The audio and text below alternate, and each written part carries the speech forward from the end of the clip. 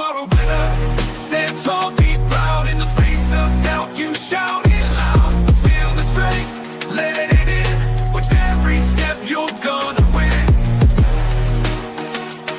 You are a winner, feel no pain. You are a winner, feel no pain. Yeah, I woke up feeling like a champion. Every move I make, I got the stamina. Eyes on the prize, never lose sight. Grinding every day, pushing through the night. Got the fire in my soul, never back down. In the ring of life, I'm the one with the crown. Sweat and tears, yeah, I paid the cost. Every battle fought, I'm never lost. Hit the road, feel the winner. Stand tall, be proud. In the face of doubt, you shout it loud. Feel the strength, let it in.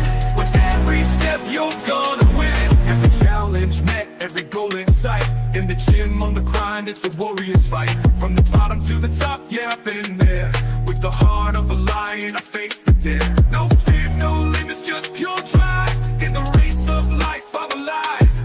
With every push, with every strain, I'm a winner, feel the gain. Hit the road, feel the power. In this moment, it's our hour. Rise above, break the chain. You're a winner, feel no pain. You are a winner. Stand tall, be proud. In the face of doubt, you shout it loud. Feel the strength, let it in. With every step, you're gonna win. In this moment, own your name. You are a winner in this game. You are a winner. Stand tall, be proud. In the face of doubt, you shout it loud. Feel the strength, let it in. With every step, you're gonna win.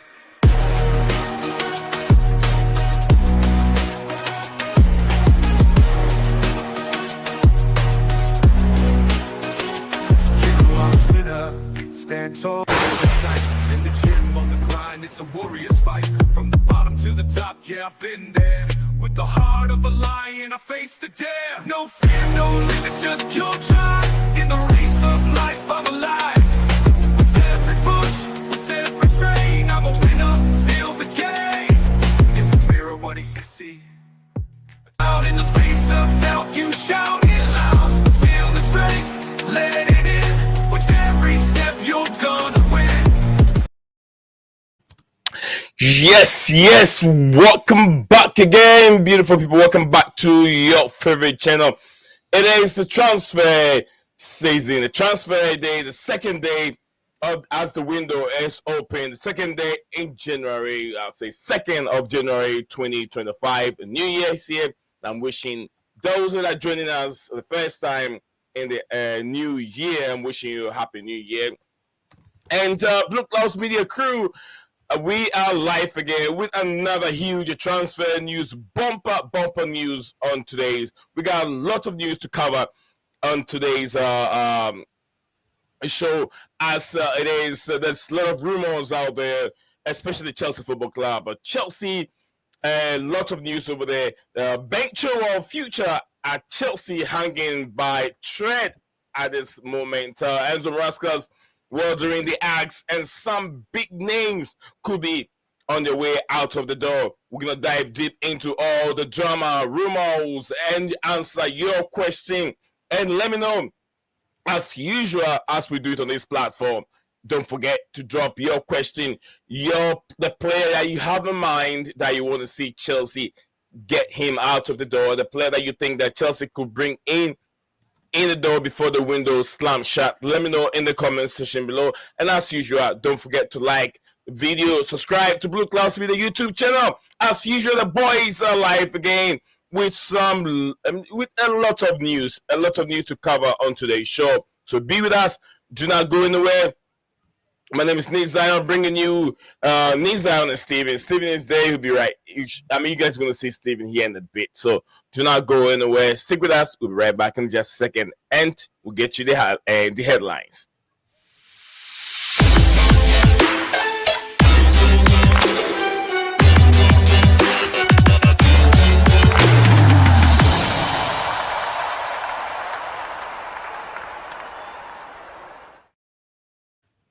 Welcome back, folks. Benchua price out of Chelsea move as he is on 190k wage shock. Yes, he refused to have a cut down. Is it? Oh, too loud. Sorry. Too loud up here. Yeah, he refused to have a price cut for him to leave. Leave Chelsea. But then everything is on Venture's favor right now. And also, report are saying Casadei who leave Chelsea in the January transfer window, and the clubs like Juventus, Monza, Milan, Feyenoord, Betis, among others, are asking for a loan for this player. But Chelsea will let him leave without a buyback clause. He is considering a long-term project and he wants to succeed at Chelsea Football Club. Also exclusive, Harvey Vale is likely to be leaving Chelsea on a permanent deal. Also, we'll be talking about Chelsea talent Alex Matthews on a verge of joining Huddersfield. I'm not so sure about this news. It looks like it's a bit of an old news, but I was trying to make a research, and this news pop up, but I'm not so sure. But it was being reported by Matt Law. Also, Chelsea current position on the Cano Chukwuemeka, no intention to let him leave on loan, according to some reports. Not so sure about that one either. But Chelsea remain very, very happy with Cano Chukwuemeka. I'm sure that news is not really relevant right now, but some other reports are saying Cano Chukwuemeka, Chelsea will let him leave in this January transfer window. Also, Barcelona are considering a January move to take Christopher Nkunku on a loan from Chelsea if they fail to register Dani Almo. Sources have confirmed from Team Talk, another source from there. So, like I said, lot of news to cover on today's show, plus some other news that will be coming in as the show goes on. Me and my man, Stephen G, will take you through an hour and a half of live streaming, depending on time that we both have. If we don't have time, much time on our side, we might keep it in an hour. But if we do, we're definitely going to extend it to an hour and a half. So, guys, stick with us. Do not go anywhere. Stevie G is here with us. So, Steven, welcome back to the show. Transfer season is here. Second day in January. I'll say one more time, Happy New Year, and I won't say it again. Yeah, it's good to be it's good to be back again, as always. But yeah, unfortunately, it does seem like quite a lot of that news is old because the way that Twitter works with when you search things. But it is what it is, I guess. I mean, there's still interest in those players. We can still talk about that anyway. Absolutely, yeah. But yeah, it's just the way Twitter works. When you search something, it doesn't. Even if you go to latest, it's an issue because then you get the latest from everyone. It doesn't give you the top latest, which is where the issue comes. Yeah, I should have checked those dates, but it was a bit too late. It was a bit too late for me because I've already piled up all my headlines. And whilst going through it, I was like, oh my lord, some of these news is a bit too old. But yeah, but you know how we do it. We're going to filter it. We filter through it and then get the odd ones out and focus on the most important ones that's related to Chelsea and Nehemiah in the building. Big up to you, Nehemiah. Happy New Year to everyone that haven't got a wish from me yet. Big up to everyone and good morning, good afternoon to you wherever you are watching. You said good afternoon twice, by the way. I did. All right. So good morning, good afternoon, and good evening. I think you went good afternoon, good morning, good afternoon. I think I realized that I didn't start it in the way the order is supposed to. So after saying afternoon, I went to good morning. I said good afternoon and good evening. So to everyone out there. All right, so Nehemiah said Disasi need to get out of the football club, according to Nehemiah. And I replied to him, I was like, I think he will. A lot of Chelsea fans are really, really upset with Disasi. They're not okay with his contribution so far. And sometimes I feel like the manager have left him out to dry in terms of position that he played. But one way or the other, we can all say that he is, if he's that professional, he's a good player. He's supposed to excel, at least excel as that at that position. We see Liverpool, although he's not comfortable playing as a left back, but at least he put out his best, and his best was a little bit better than Disasi. Disasi has been that bad playing as a left right back, in my opinion. Then yes, good news. Lavia back. I think we beat Palace, and also Rhys James also could get some minutes. Rhys James could get some minutes because he was back. He was on the list also. Good morning. Good afternoon to you too, Ty. Ty, say hello to hello, Seni. How are you? I'm doing very well, Mr. Ty. I hope you're doing very well yourself. Get the Sassy out the door. I think Nkuku will leave. To if Nkuku has to leave, definitely will be around the summer because top four is at stake for Chelsea. That is the main priority of Chelsea season. Top four is the main target, and Chelsea have to get it. And should in case something happened to Nicholas Jackson, you can't rely on 19-year-old Maggie alone. So you need Nicholas Jackson, Christopher Nkuku, and Maggie, all these three players to take you through the season. If you're not having any interest of bringing in a lone striker, then you need to keep those three players and see what you can do in the summer transfer window. I think that would be the best thing. I feel like they will have to do in summer. All right, big up to me. Big up to me. What is Coachella? Oh, my brother is on vacation. He is on vacation. I'm not so entirely sure if he's in the States or he is in the motherland and back home. I'm not so sure exactly sure where he is, but yeah, I know he has traveled. But yeah, I wish him the best. And I wish him a happy new year. Hope that he returned back safely. Yeah. Anyway, Simon. Mm-hmm. Let's start from Ben Chilwell. Ben Chilwell report that is coming from social media says Ben Chilwell is refusing for to have a is it price cut down? Is it wages or wages cut down for him to be priced out of a Stamford Bridge or something like that? Who reported it? So that earlier on that he's refused. Let me see if I can get that one for you. But if you have anything on Ben Chilwell, you can get that. No, I've got nothing. And if that's just a random thing on social media, then I'm not gonna believe it. I need to know if there was an actual reliable journalist with it or not. I'm not sure there was, to be honest. I feel like I would have seen that if it was, because I feel like everyone would have posted it everywhere and everyone would have been going mad in a good way. Yeah, I think I saw something on this from the Mirror. I saw something like that from the Mirror today. I'm trying to get you that information right now on my screen. Okay.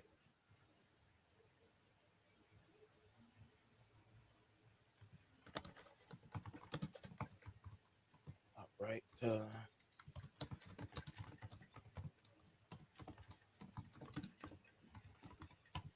anything on your side besides Ventura? Anything on your side? Um, Casadei. Did they report on Casadei?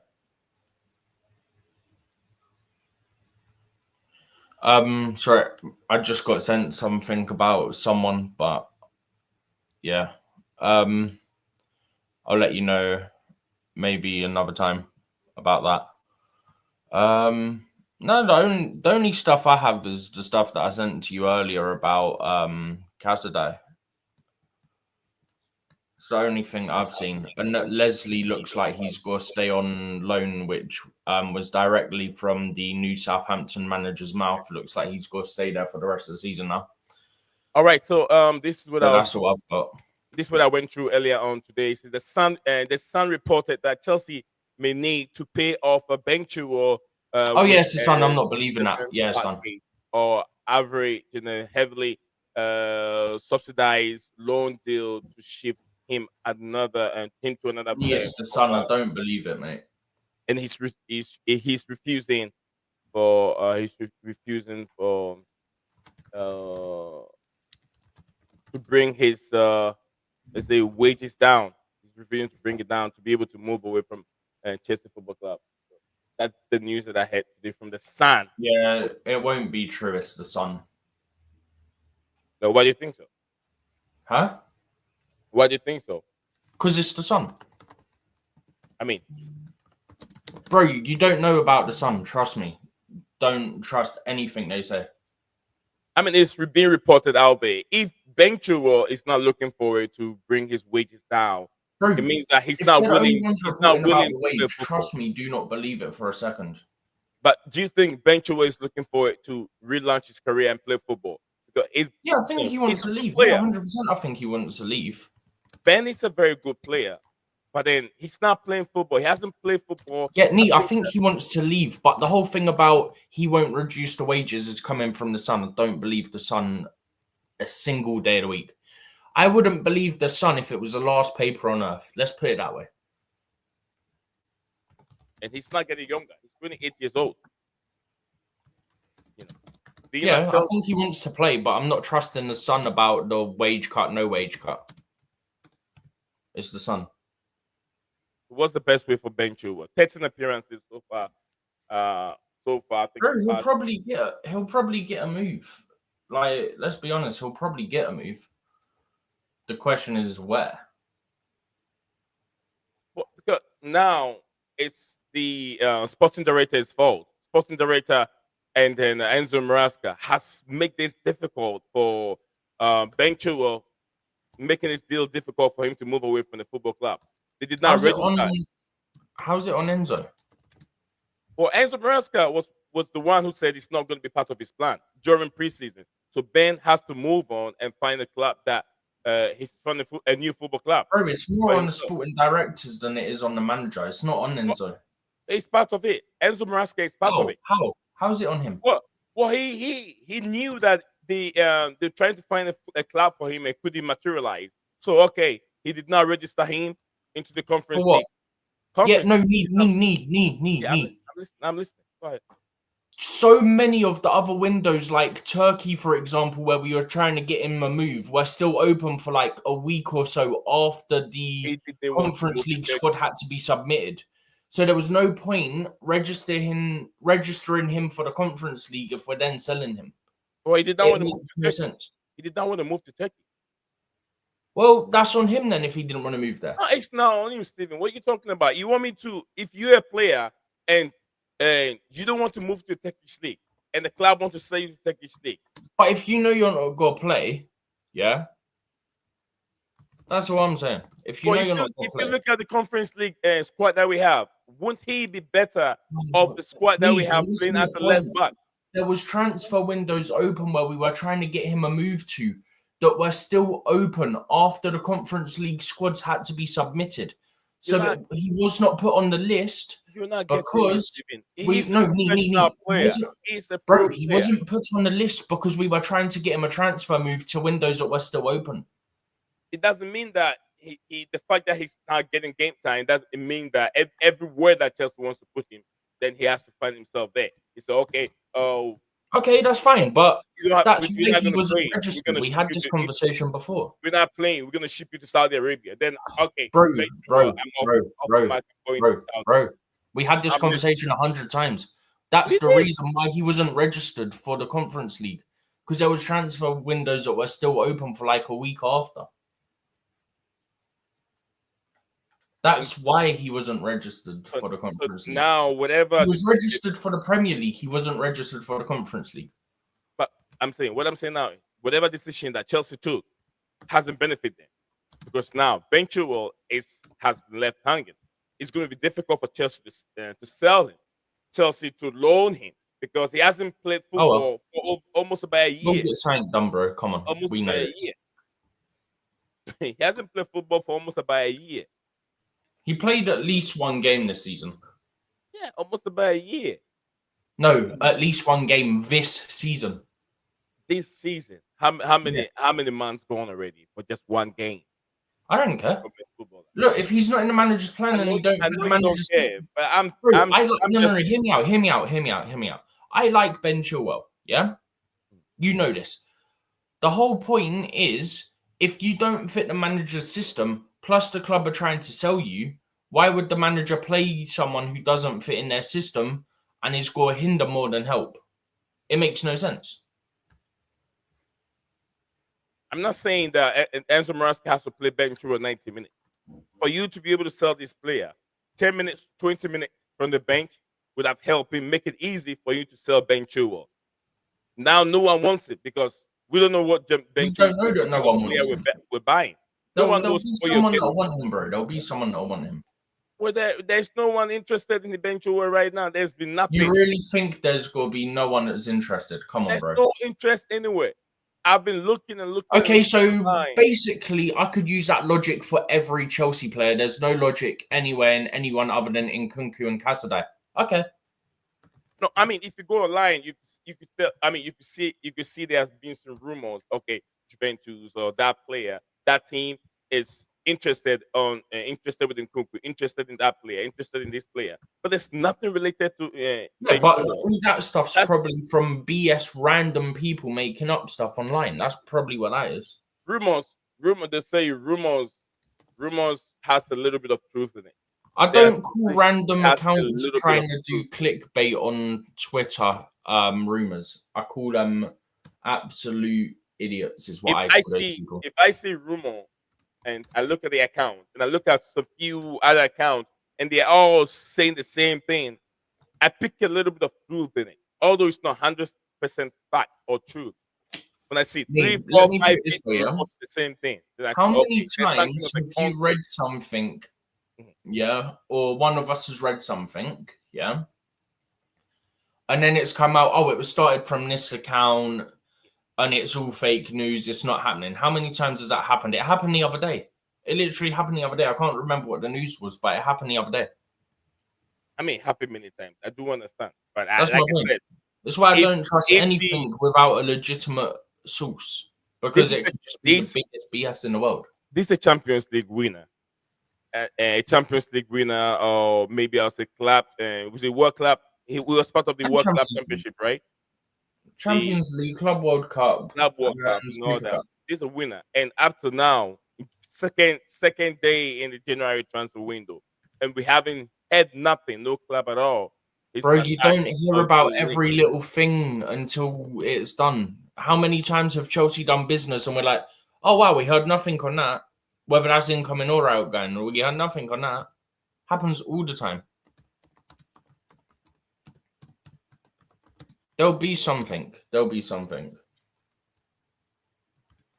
Wait and see where it will be coming from.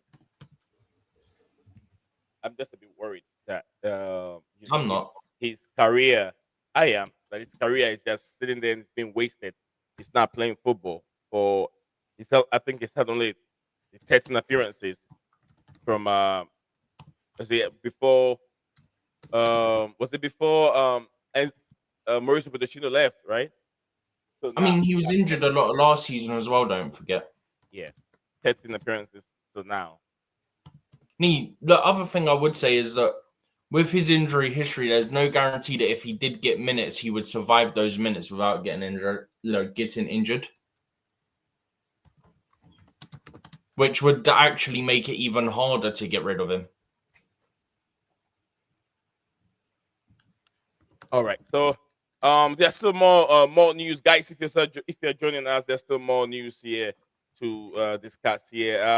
Cesare Casadei, Steven. You said you haven't had any update on him, isn't it? No, Casadei was the one that I had an update on and I sent to you earlier. The one that had Monza and all that mentioned.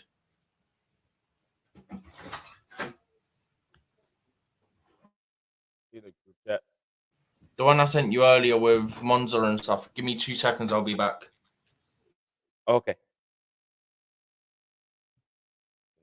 Yeah. I'm trying to find that.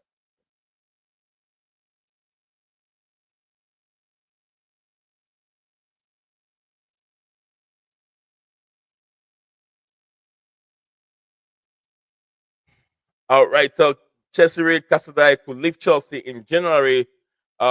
This window, Juventus, Monza, Milan, Feyenoord, Betis, among others, are asking for him on loan. Chelsea will let him leave, but without a buyout clause.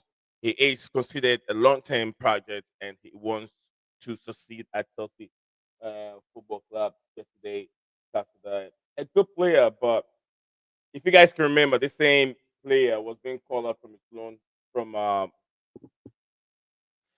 Leicester City. He was playing under Enzo Maresca. And I did talk about, I talked to Steven the other day about him. I was like, is it that Enzo Maresca doesn't like his style of play or doesn't like him as a player?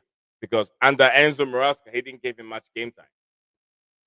And then Enzo Maresca moved from Leicester City to Chelsea, and now he's being shifted out. But he's got some minutes under Enzo Maresca because with Enzo Maresca under this with these players, he has to improve these young players. It's this job of Enzo Maresca to give game time to these French players, second string players, for them to be able to sell them or to improve them for the first team. So he has no choice but to give game time to Casadei. But the midfield is choked. Some players have to leave. Other players have to come in. And the Fabrizio reported this in October 2024, October 2nd, 2024. That Casadei is not thinking of leaving Chelsea in the January window. He tweeted this in October 2024. Let me see if I have that on my screen.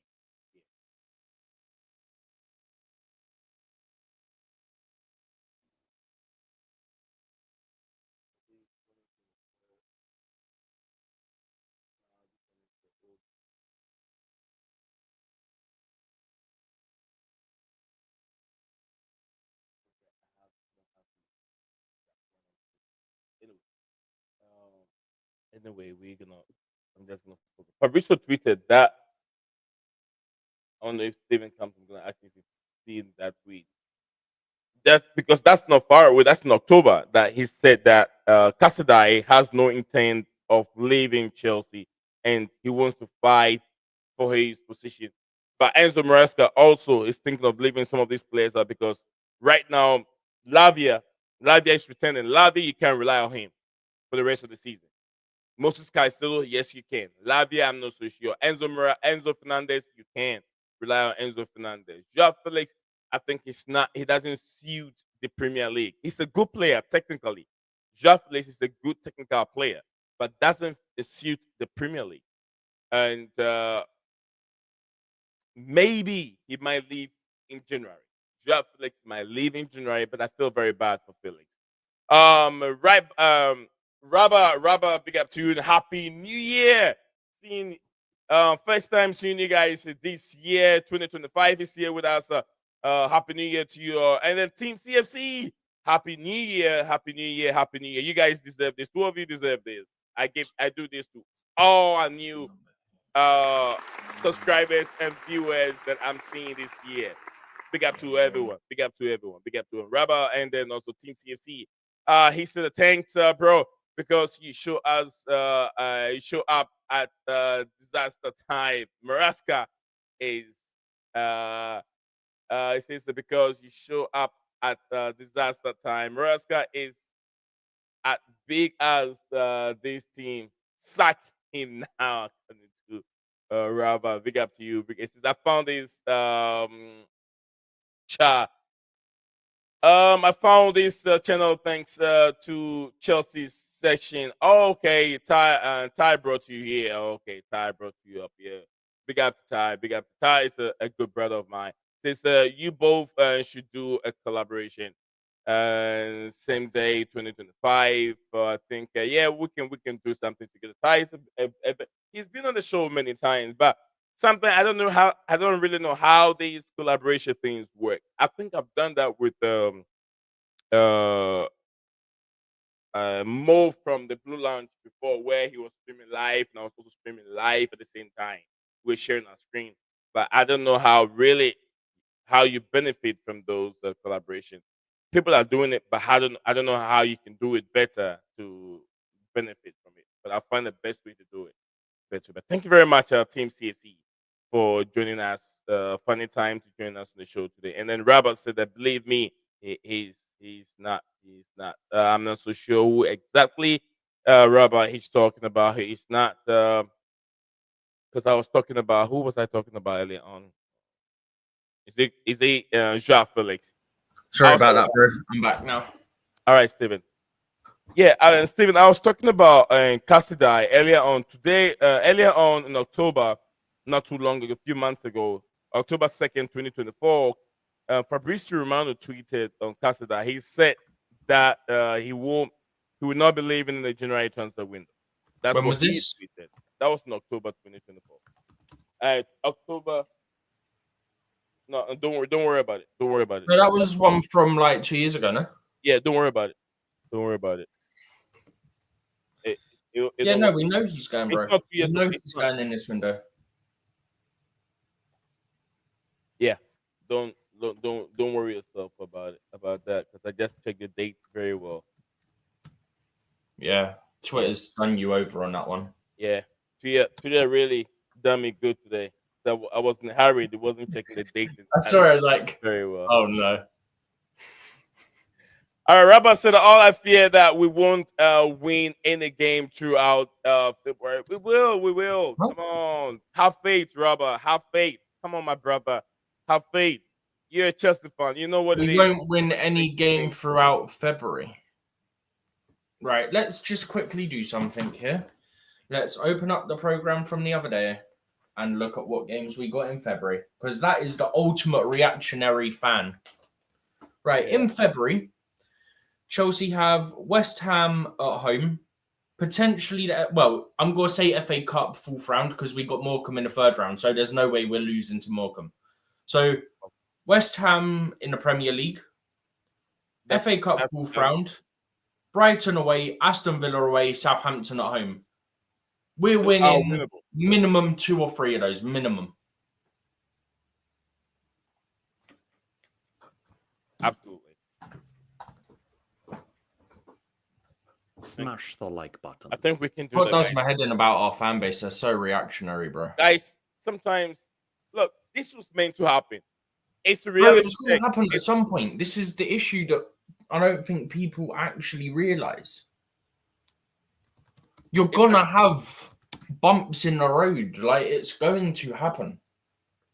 Let's not overreact too much. We're still ahead of where we should be. Look at Manchester City. They can't even win games. Look at Man U, who are 7 points away from the relegation zone. That was us 2 years ago. This is the Premier League, bro. So we should be very happy on where we are. We are in a very, very comfortable position right now. We're in a very, very comfortable position. Chelsea, in no point that if I was told that I did our Premier League prediction that I put Chelsea in the third place. But if I knew that at one point in time Chelsea was even going to be in the second position, I would have taken it. But I knew that this was going to happen. And that's why I always stood by Enzo Maresca when he said we're not in the title race. But I got carried away and I said we can win it. Why not? Do you know what's funny? The amount of arguments I had with rival fans going, we're not in the title race, and now do you know what the best part of it is? They're turning to me going, I thought we had this conversation about you're in the title race. I went, yeah, we did. I said we weren't. You said we were. So actually, you're the one that's in the wrong. Because they try and twist it. They try and twist it as if you're the one that said that you're going to be in the title race when it's not even close. It's actually the complete opposite. Yeah, good morning and good afternoon, good evening to Scala and late teen CFC reaching us all the way from X. Scala said big up to us over here. Big up to you, Scala. I hope you're doing very well. Leighton said big up to the legends. Absolutely. Big up to you too. He says if social media pushes the club and the owners will take over and try to get more players in. A lot of people want Trevor Chalobah, but the sporting director are saying no, according to my contact, and everyone follow me at Rich Money Moneymaker. Absolutely. See, Follow bro, up I know here. my stuff. I've already told you he's not coming back, and we're gonna get rid of him. Rich Moneymaker on X. Look, I've said it. If the way we play, Trevor Chalobah doesn't fit the bill. Trevor Chalobah, yes sir. I've already said to you before he came in with that, yeah. I've already said to you for the last few days to a week, Trevor Chalobah's not going to come back. He'll be sold when he does come back. I think that's. I knew this. It was so obvious, bro. They will sell it. They will sell it. Trevor Chalobah is not going to play for Chelsea. Harveyville, it will be sold. A lot of Chelsea players will be sold. Yeah, but Harvey Vale should be sold. Let's be fair. He's not going to get game time at Chelsea. I like Harvey Vale, but injuries have finished him. Yeah, also, what's this about? Maresca has no answer for all this. Why are you being so reactionary for? What, because we've had a couple of bad games? As if you expected us to be, one, where we are, and B, what, you're telling me you basically expected us to go, what, the whole season with 2 or 3 defeats and no hard run, no difficult results in a row? Really? This is what annoys me with people, bro. People are losing their heads as if they expected us to be challenging for a title or anything else. Like, no. Like, let's not pretend that any of us thought that could happen. Let's not pretend like anyone thought that we'd go into December with just, I think it was just 2 defeats to Liverpool and Man City. Let's not pretend that we thought that was going to happen. Do you know the rumors going on right now at Manchester United? Rumors from yesterday that Ruben Amorim has told the Manchester United owners to sell Zexi and be able to bring in Victor Gyökeres now.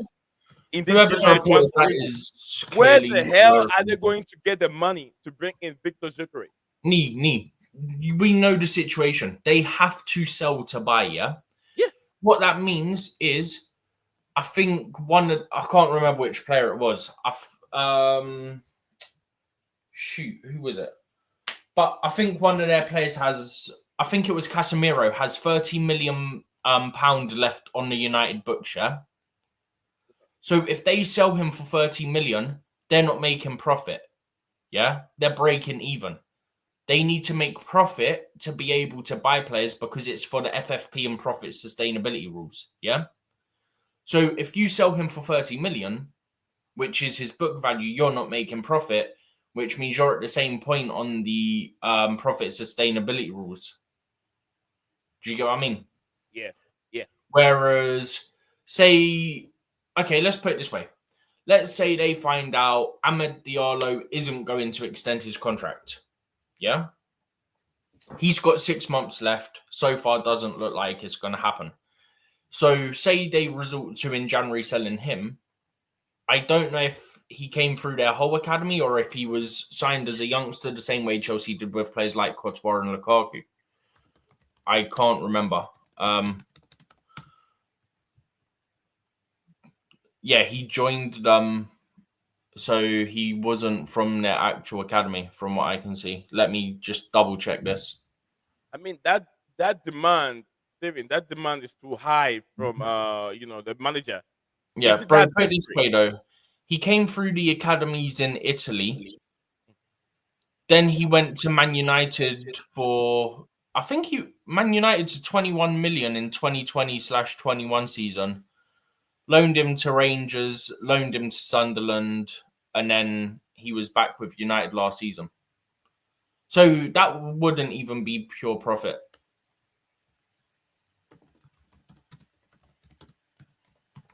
Where are they going to get the money? Where would Man United get the money to sign Victor Gyökeres? He was signed for 37.2 million. How's that come up different to the other thing I read? What on earth is happening? Basically, they paid money for him. Plus 80, isn't it? Hang on. They signed him for 37 million in 2021, so a 4-year deal. So 37 divided by 4, 9.25 per year. So put 37 in again. Take away this times by, it'd be times by 3. Oh shoot, I've done it backwards. 9 times 3. Bear with me.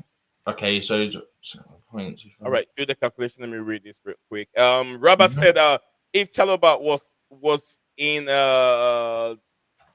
it was in Darcy's place, that will have never happened, according to him. I mean, to be honest with you, that is true. I agree with you. Chalobah is way better than this Darcy. From what I saw from Chalobah, although he's not the best, ball playing and center back, he's not the best ball playing center back, but he's way better than Disasi. Disasi is just a bump, man. It's a bump.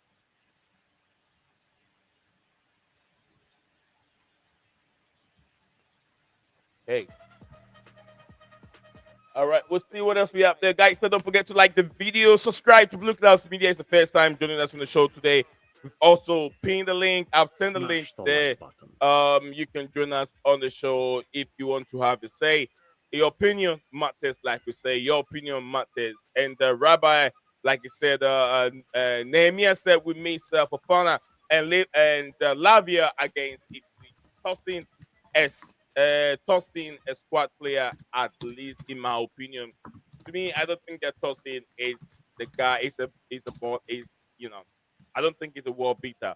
To me, tossing is a squad player, just like he said. He's not the one that we can rely on to be our starting center back day in, day out. He's lacking. He's 26 years old, and there's still more room for improvement. 26 years old, 2 more years, and he has to try and hit his peak. There's more room for improvement. But anyway, guys, keep your comments coming. Keep your comments coming. Leighton said, legendary Steven. I think the owners are angry that our coach threw the game at Ipswich because he didn't throw the game. What is this? Hold on, Steven. Let me finish it. That he put Christopher Nkunku as a striker that doesn't press, and they are not happy that he played a disaster as a right back. Bro, he didn't throw the game. Anyone. I mean, what would the owners got to do with that? Also, one, he didn't throw the game, yeah? Look, Leighton, I respect you, but I've got to point this out. One, he didn't throw the game, and B, he's literally said publicly, yeah, that he's using Nkunku as a striker, but he doesn't see him as a striker. So basically saying, he's indirectly saying, I don't think that Mark Gee is ready, so I'm having to play Nkunku there. That's basically what he's saying. So if the club went out and got a striker in the summer, this wouldn't be happening. That's nothing on Leighton. Leighton knows this. I respect him. I'm just pointing out that it wasn't throwing it, and Maresca has also pointed out that he's not a striker, but essentially he's playing him there because it seems like he don't think what's his name's ready yet to play in the Prem. So, I mean, how can you tell the player's not ready? I know sometimes. Look, I always say this. I'll say this. I've been in a gym with athletes who are scary during training, but they are awful during match event. There are players who are training horses, and there are players, when you put them on the pitch, they can't perform. And Eden Hazard is one of them. Eden Hazard is just so lazy during training at Cobham. Hazard barely trains. I think it was barely trains unless it's like shooting drills and stuff like that. But put him on the game time. And then when it comes game time, he switches to some incredible level out of nowhere. So sometimes you don't have to look at just the training session to justify the player's performance on the pitch. It doesn't work like that all the time. Some players, Fabregas have even said that before. Sometimes training doesn't give you the best of your performance during match day time. So he needs to try this player during a high tempo game and see how he performs for 20 minutes, 15 minutes. 20 I minutes. can't remember who it was, but someone I think explained it kind of like some players, you just need to let them kind of manage themselves throughout the week so that they're ready to be at their best on the weekend. I Absolutely. think it was one of our former players. I could be wrong though. Right. Nehemiah said is Fofana back. Fofana is not back. No. He's not back yet. Fofana's not allowed, he is. Let's welcome Scala. Scala, Happy New Year one more time. This is the last time I'm saying, and welcome back to the show, Scala. Yeah, Happy New Year to everyone. Yeah. What do you have for us today? Reports coming from Old Trafford heavily reported rumors saying your manager Amorim, he said he sent a message to Manchester United owners that he wants them to buy him Victor Gyökeres in this January transfer window. Else, he want them to sell Zaski and then bring in Gyökeres. What do you think on that? What's your take on that? Yeah, I don't think you can do those kind of deals in January. I think that's more of a summer, like a summer signing, because one, we don't have money. Okay, I think you must have saw on that report. We need to first sell players. That's how we can raise money. He said he So doesn't care. Whichever But way you have you to guys sell want them the for money. profit as well. And the way United have spent on certain players, there's a lot of book value there that you can't shift for profit. Yeah, no. Abraham can say and want whatever he wants, But thing is that we are very constrained financially. There was a report I read 2 weeks back. United literally scraped through PSR last summer. So we literally managed to balance the books by the skin of our teeth. And we already spent 206 million for Ten Hag. And I don't mind those signings which we did in the summer. I think those are good. But if you're asking the club to spend 63 million pounds, I think that's what his value is at the moment on Gyökeres. He's got a release clause more, but there's some sort of agreement that he could leave for about £60 million or something. Yeah. So, and I don't think we are going to be doing those kind of deals in January. I think also, I don't think striker at the moment is a priority. I think there are far many important positions which we need to sort out. I think it is a priority position, but I will keep it like a third or fourth because you need to for sort me, your midfield first, isn't it? Yeah, first of all, we need to sort out our fullback situation. I think that's a big problem for us because if you don't have a wing backs in the system, you are handicapped because there is no width, so there is no choice. If you are a wing back, you need to attack. So right now we are not doing that. And then we need someone to play next to Ugarte. I think that's another position we need to sort out because Casemiro, the manager is not picking him and he's on 350. So that's another problem position. So yeah, and definitely we need to sort out this Rashford situation as well. If Rashford goes, we need another attacker, another inside 10. So who will be that? Who is going to be that? Because we don't play wingers. So any wingers we had in the Ten Hag system, those are not going to work. So i.e. Garnacho and Rashford, them two guys, they need to leave.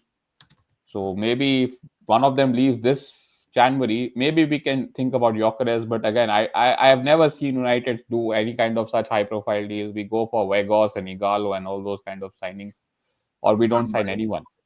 So Weghorst was Nee's favorite. Yeah, so we don't have the money first of all, and even if we have like say 30 million, I don't think Gyökeres is going to be coming in that kind of amount. And anyways, I think we have like a gentleman agreement with Sporting that we won't take any of the players in January because they're already weakened. Ever since the manager left, they have been thrashed and bashed, and it's coming down. It's like really so. Yeah, it's not going to be happening this January, man. And anyways, I don't believe like if you put one striker and take out one striker, everything works out. I don't think that he doesn't get rid of your main issues. Like he can't cover them as a striker. That's the whole issue, I think. Yeah, but I don't think I also don't think that the striker is a big problem. The big problem is the system and the profile of players we don't have. If the system is not creating the chances, what is the striker supposed to do? You can put Gyökeres in this team, but who is going to provide him the service? So I think we need to sort out that first before getting him in. Striker should be the last thing that you lot are looking at. I was going to say the striking department should be the last thing they look at. They need a centre back. Yuri, I haven't seen much of him. I've said it many times. I mean, you ain't seen much of him because he's been injured. So, But I even Who? said it that this guy is not worth the Euro, price. many Euro. Yeah, Leonard Euro. Yeah, Makim he's been injured, but he's I good. know. No, he's Euro not. is good. No, he's not. He's not. He's I've not. seen it. Why do you think Madrid want him? Oh, but if Madrid wants a player, doesn't mean To every be player fair, that Madrid wasn't wants. Madrid wanting him because He's one of the highest. He's good. He's one of the highest rated teenage Look, centre backs. What look, are you talking about? He's actually a very good player. no. Every time he has come on, he's looked very good. Kala, The only problem has been injured. let me say this: the fact that Madrid wants the player doesn't mean that player is a world beater. No, I'm not saying. I'm not Madrid have equating spent that. money. But if you watch him, he's actually a good player. I'm not saying because Madrid want him that makes him good. My point is he's a good player.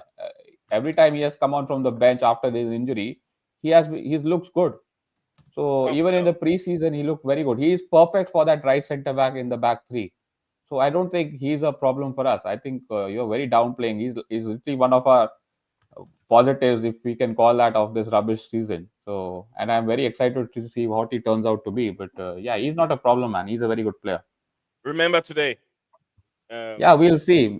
Maybe the today. United curse can strike him down like we have done with Pogba and all these guys. But yeah, you cannot question that guy's ability. He's very good. Maybe he might not reach his potential, but he has the basics. Something which I cannot talk about, like players like Hoyland and all these guys. Those guys are very average. So if you tell me about them too, I'll agree. But yeah, he's good, man. Euro is good. We'll see. Thank you very much, Scala, as usual. Okay. Makin. Yes, sir. Yes, sir. Greetings to you, sir. Greetings, everybody. My last time I'm going to say Happy New Year, and I won't say it again. Yes. Blessings. Yeah. Wealth. All the good stuff, man. Okay. What do you have for us today, sir? Today, I was just passing by and I was seeing you guys online talking about the United stuff, and it's like they need what we don't need. It's like we have there's a new dynamic here where not our leftovers, but players that are done with Chelsea, that have done it all with Chelsea, can go on to move on to a United team. Do And that with Arsenal already, to be fair. yeah, exactly. Yeah, so I feel like someone like Nkunku, even I don't want it to happen, innit? But Nkunku, if he was to play in the 8 with Kobe Mainoo, it would be a big problem. It would be a big problem because their strikers are more than ready to go. It's just that the only player for them, yeah, in that position that includes the strikers is probably Bruno Fernandes, and the fans are hating. So personally, I would take Bruno Fernandes any day at Chelsea. I wouldn't. I'll take him, man. He's a good player. No. I'll kick him out tomorrow to the bridge if you ask me. Steven, why wouldn't you take Bruno Fernandes? I think technically he's a good player. Why should we take Bruno Fernandes, bro? I feel like this guy's fallen off in the last year or two for one, and I just don't. All right, so if Lavia gets injured, yeah, what are we doing? Huh? What is in the rest of the season? Casadei gets injured, yeah, what are we doing? Okay, you're not for the rest of this season or from next season? No, I'm just saying, if you have the option to get somebody, if Casadei gets injured, what are we doing? Again, the whole important part here is: are we talking the rest of this season, or are we talking from next season? The rest of the season. Either or. Okay, well, if it's from the summer, then you've got Andre Santos back. No, rest of the season. I know if it's in next season. He said either or. He said either or. So from the summer, you've got Santos. So Santos would be your answer there for the summer. Rest of this season is what it is, I guess. So we got to find a way. Yeah, we still need Santos. Santos is going to need integrating into the team. You do know that, Anna. He's going to need time and space. He's going to need. he's gonna need like a borderline pre-season of his own, yeah, for him to be up and running. He's too young, and we don't have time for that. People Would didn't you want to think get a prem on proven loan and player, he's yeah? cooking. So Would you want to get a prem proven leader next to Lavia if Caicedo's injured? Would you want that instead of having the options that we have? I mean, the only deal I'd do now is some sort of loan deal for the rest of the season. There's no point Hey, doing a man, permanent deal. Bruno Fernandez has a good resume. He's a good player, man. You can't.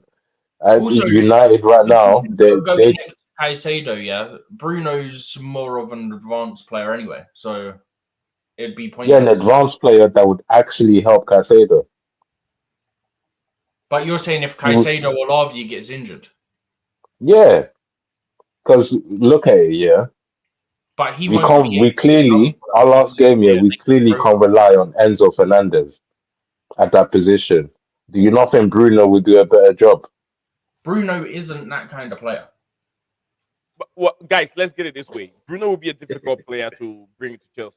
A player that is right now free agent compared to Bruno, which will be Pogba. Steven, Oh, Pogba, Bruno. Oh yes, I'd rather Pogba. Oh my god. Pogba, Bruno. yeah, let's give him 500 a week Scala, and what do you let him get think? done for doping again. Yeah, I mean, look. First of all, I mean, if Bruno comes to Chelsea, he's not coming to sit on the bench. He's going. He will He's be like back. 30, 31, so he would want to start like a first team player. So, Bro, and he you can cannot start. coach this guy, by the way. If you think that Maresca can coach him, that's not going to work. He's going to play his stupid hero ball and launch the ball like a grenade. He plays that way. And whatever I watched of Chelsea, he's going to absolutely destroy Cole Palmer's game. And I No, don't think you're not proper. You're not proper United. You're not proper United, man. A real United, yeah, is not on that, man. I'm sorry, man. Bruno also is held up high, man. You also can't he have has got recency major bias. disciplinary That's what problems. the little ones do. He's been suspended 2 times already. This Hakeem, this season. Bruno is really has a divided. I swear he had like no red Everyone Yeah, loves I'm him. seeing that. Do you know what, Nee? I'm realizing that. You're making a good point. I didn't. I can see that, but I didn't know it was a real thing, though, Nee. You know what I'm saying? Like Some people that don't like. Bruno is true. Yeah, they don't like him at all. Big up to you, John. John Webb. John Webb says that you guys know Viega can play midfielder, right? The coach just don't get it. The Nehemiah coach said that does Viega get it. The cannot coach play does get it. midfield. Viega cannot play midfield. Scala United is what? A bed. We already got Luke Shaw, man. Why are you Oh, trying to give us Ben Chilwell? We already got the other version Your of him. owners and sporting directors are dumb enough to do that deal. But let me Yeah, do this real I quick. mean, maybe But Ashford why are could you have saying done it's dumb? It's something not a like that. bad deal. Like Chilwell's not a bad player, you know.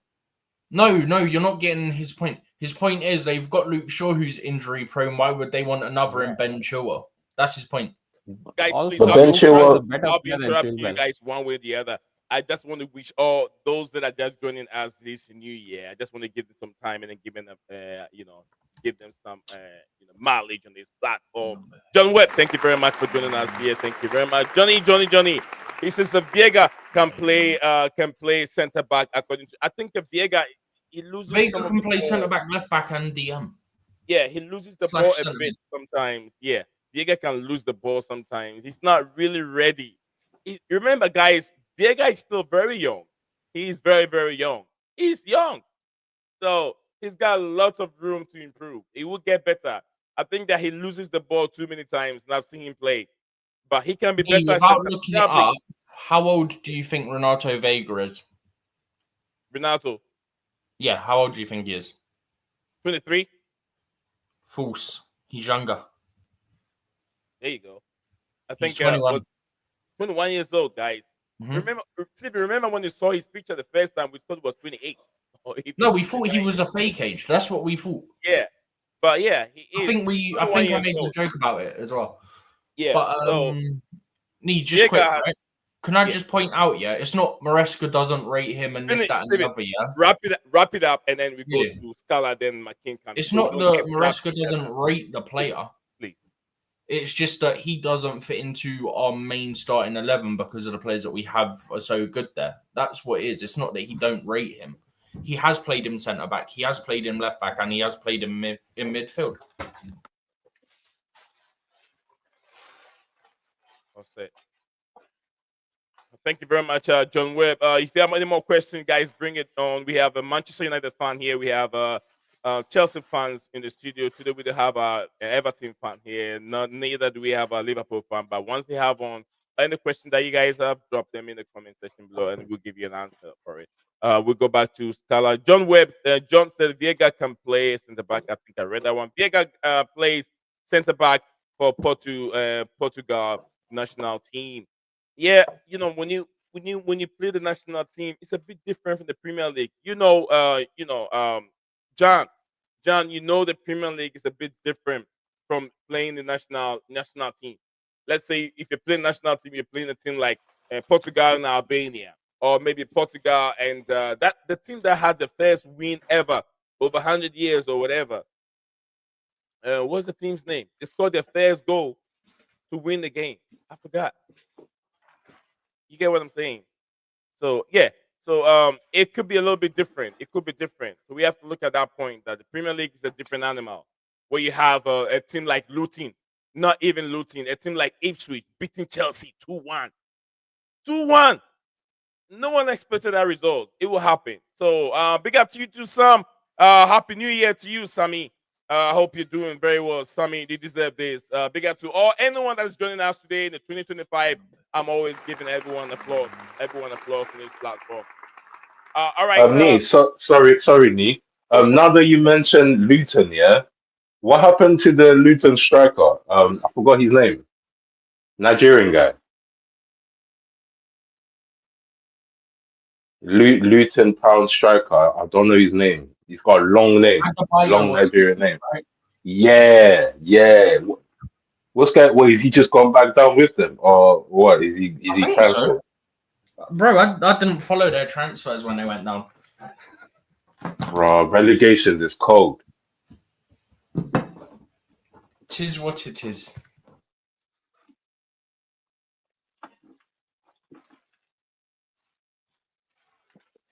But I want to know, why are people against Pogba joining Chelsea? I don't get it, though. Like, we need something else. Like, sorry, why guys. are people so against it? I don't understand. I don't know. I'm not against Pogba. Pogba is a good player. He was just found himself in the wrong environment at Manchester United. All those players that came to Manchester United are good players. The Di Marias, the Podolskis, all those players that went to Manchester United are good players. But the environment that they found themselves was very, very bad. Just like Ronaldo said, Manchester United is just like a fish pond or maybe an aquarium where a fish gets sick, you take the fish out and it gets healed and you put him back in the same water. He's going to get sick again. The same thing with Marcus Rashford. These players are good players. We saw Jadon Sancho found himself in the same environment. You took Jadon Sancho out of that aquarium water. You took him back to Borussia Dortmund. The environment changed. He found himself swimming in a different water. He became healthy. The fish was swimming in on the Sydney Iduna Park. He was scoring goals. He found himself playing Champions League finals against against Real Madrid. Played very, very well, very, very well. Then there we go. We brought Jadon Sancho to Chelsea, and look at his performance. So I don't say that everyone that have been to Manchester United is a bad player. Pogba can do a job for us in that defensive role, on attacking role that we have Lavia and Casadei. Paul Pogba can do a job for us now with his experience, World Cup winner, Juventus. He has won Toulouse, I think Toulouse tournament. He's won the Toulouse tournament under 17. I think everyone's missing a point. It's not that he's a bad player. It's he'll want too much money, and he'll want to be a guaranteed starter. That's the issue with Pogba. Now he's humbled now. He's humble. I don't think he'll settle for that. Actually, He's you been know at what? Give Palace him for too long. 500 grand a week and let him get done for doping again. Oh, come on, Steven. That's not Come on. nice, man. Come on. Put some respect on Paul Pogba's name. Bro, Because I don't. Chelsea stood behind Modric, behind this thing that's going on. They could easily wash their hands, but they're standing behind him. But his beast I on don't, point come I'm back, not for whereas it. Pogba's came back. So Put some respect on the boy's name. Come on, Paul Pogba. Look how talented this guy is. Paul Pogba in N'Golo Conte. he also has an attitude problem as well. Come So on. Who, Pogba? there's that. Yeah, No way. No way. you're telling me this? Oh my god, No way. Paul Pogba don't have an attitude problem. bro! Then Come on. you're gonna tell me that Cristiano Ronaldo has an attitude problem. You have to remember that players. Ronaldo's egotistical, as is Pogba. No, come on. You're telling me Ronaldo's not egotistical now? Oh my Because god! they are good. No, because they are good players. They rely on their talent. They believe they can do it. You have to let them do it. Let me tell you, if Ronaldo wasn't that selfish, he wouldn't have been Ronaldo. He wouldn't have been Ronaldo. If Hazard wasn't that selfish, Hazard wouldn't be Hazard. I guarantee you, if Pogba comes here, he's going to be revived the same way Jadon Sancho's revived. Definitely. I agree. Ryan is joining us here. Ryan, good afternoon. Good evening, sir. Mr. Ryan. Good evening. Yeah, big up to everyone. Big up. Yeah, I wanted to talk about Trent, but Pogba was also interesting as well. Definitely. We'll let you in a bit. But big up to you, Sam. Sam said, I will stop supporting Chelsea if we buy Bruno Fernandes. But Sam, you deserve it. I wouldn't go that far. I don't want him, but I wouldn't stop supporting the club that I love. Thank you, Sam, for joining us on the show today. Thank you very much. Happy New Year to you, Sammy. Guys, do not forget to do this for us real quick whilst you guys are joining us on the show. It's very important. That's the only way you can help this channel out. We're not asking for donation from you guys. We're not doing that here.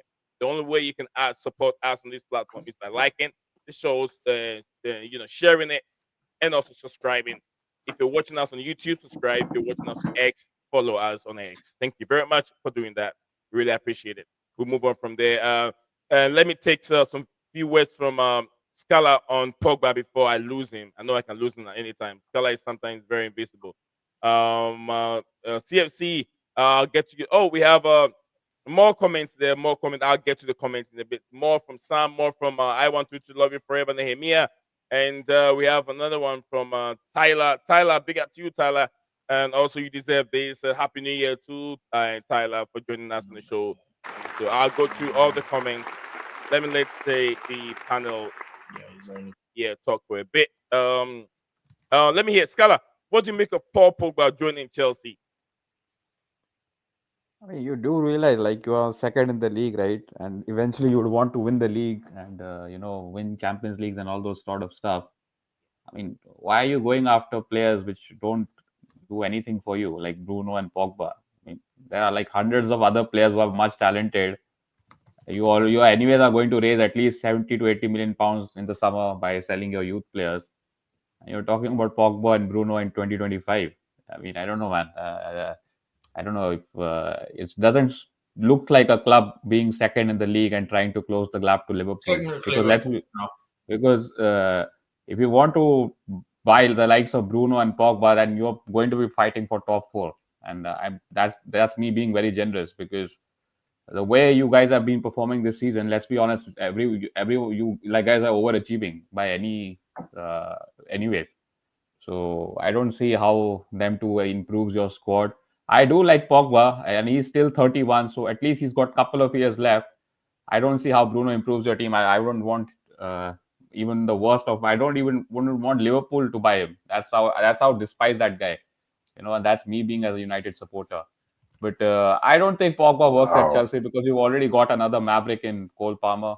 I think you cannot have both of them together. I think with Pogba, if you look at any time he's played well when he has two runners around him. If you looked at Juventus, he had Vidal and then he had Pirlo. And then at France, he had Matuidi and this guy, Conte.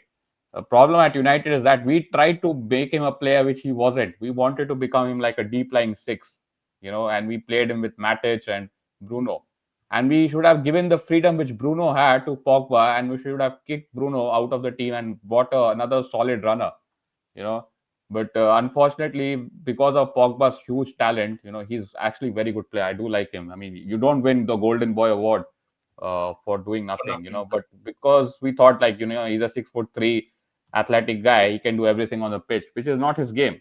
That's what destroyed him. So yeah, man, I don't see how he improves your team. I think you've got anyways a better player like in Cole Palmer. And yeah, I just think like your guys are in a. By the way, I think if I look at your squad, I think half of or at least 80% of your squad is less than 26, right?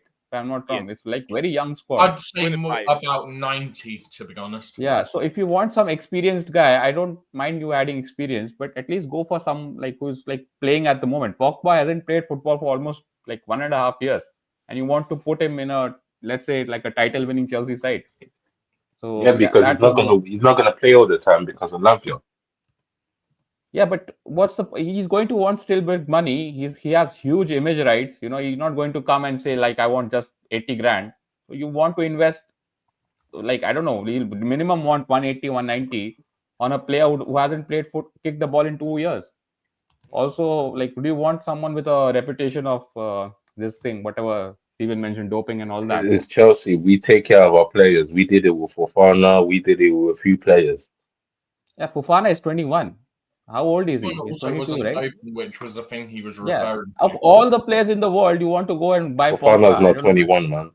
He's he's still young, right? He's less than 24, something like that. No, Pogba he's is not. 31, and he's looking at MLS, by the way. So we can clearly see he doesn't have the fitness at the moment to play in the Premier League. So Pogba. yeah, I don't know, man. You guys, Fofana's 24, by the way. yeah, Thank you very much. He's not even in his prime as for a defender. Thank you, Scala G.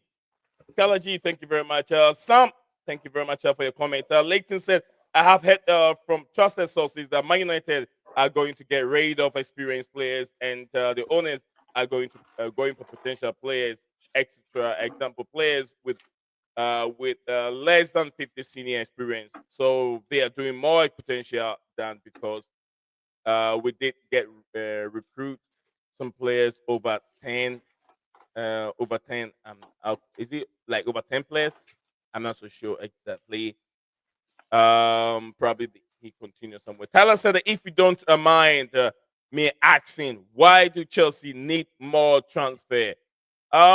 Yeah, I will explain it. Let me go through the comments and I'll explain why Chelsea needs some more transfer. Over 100 games experience. Okay, I'll get it now from Leighton. Thank you very much. Nehemiah said 2-0, not 2-1. According to me, would you take Danny Almo? Why not? I'll take him. I'll take Danny Almo at Chelsea Football Club if I get him right now. Nate said, new question. Do you think Misha stuff affected our players? Not really, because him as a player himself, it wasn't like he is in our starting 11. He wasn't in there. He was fighting his way to that position. He wasn't even a second choice in that left back position. So he's got a long He way. wasn't second choice at left back because he's not a left back, man. No, left wing, not left. He back. was second choice left wing. No, he wasn't even struggling. Yeah, he was second choice left wing. A big up Nizam. Sorry for I've been super busy at work. I hope everyone is well. What you smoking today? Not really. I don't smoke, but I wish I can get some of that green stuff that people smoke and make them crazy. But I don't. I don't smoke anything right now, bro. I'm just hypothetically thinking about if something happened right now with our midfield, who can we bring in to help out? That's what we're Not talking Pogba. about. Some players that are free. You get what I'm saying? Steven doesn't like Paul Pogba, but I'll take Paul Pogba because I know what he can provide with his free mind, with his experience. Paul And Pogba with can help his that. desire to always want to be first on the team sheet. Not really. Not really. Paul Pogba knows what's going on. He knows what's at stake at Chelsea. Discipline. Bro, let's be A lot real, of yeah. people. You think a lot this of guy's people will talk come about- in and be happy potentially being a backup? Come on.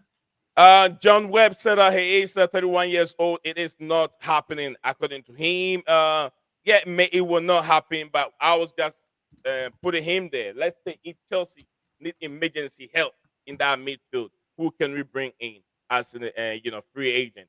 who is there right now if Chelsea have to bring in. All right, so I Yeah, want because you to need love someone. You need someone that's ready to like get to go and go straight away. That's the only reason why I don't want Santos to come back.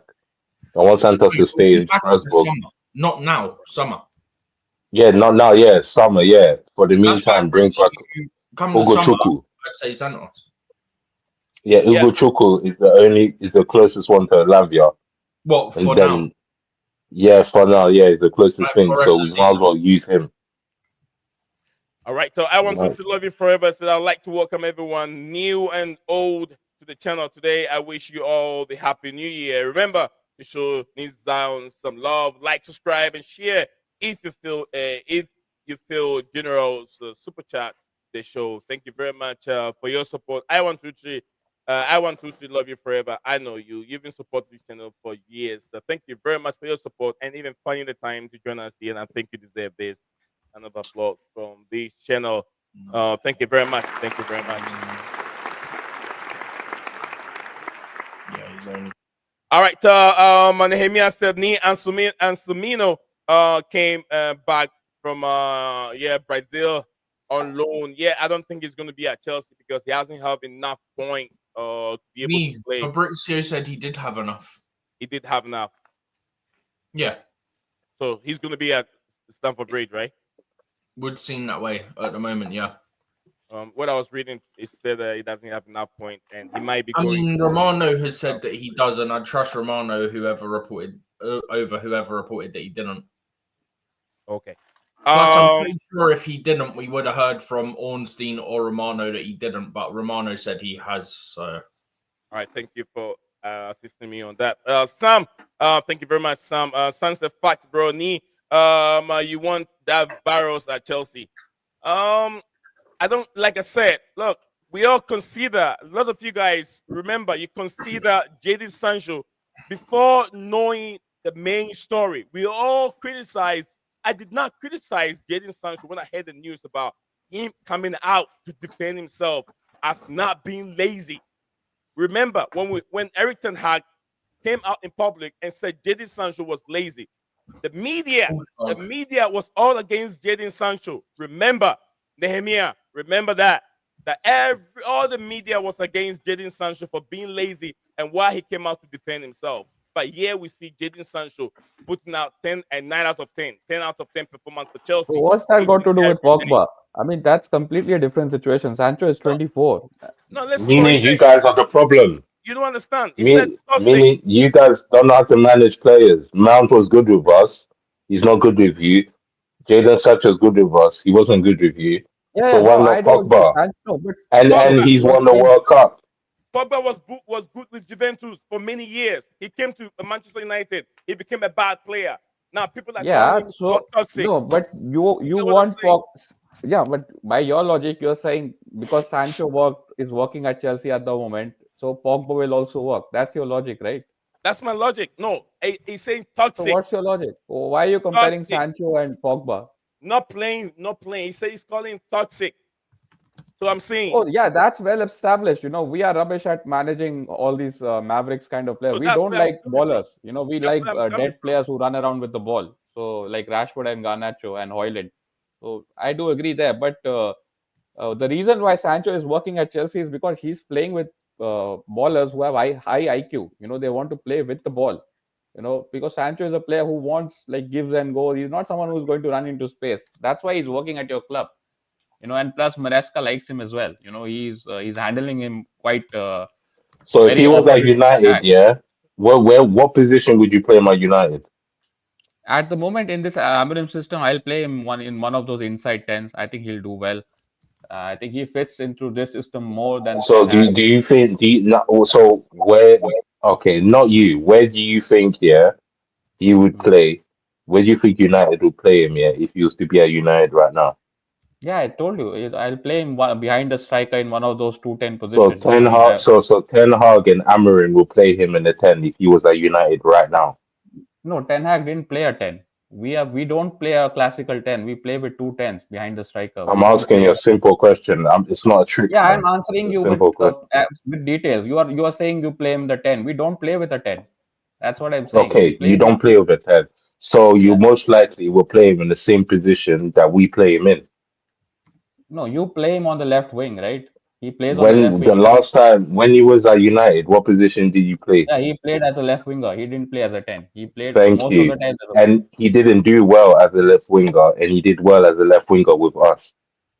Yeah, he's doing good at your club because you've got Exactly. players around So him it's who not the facilitate player. his game. It's Yeah. not the player. It's clearly what you guys got He's going on. also saying that other players around him at the club.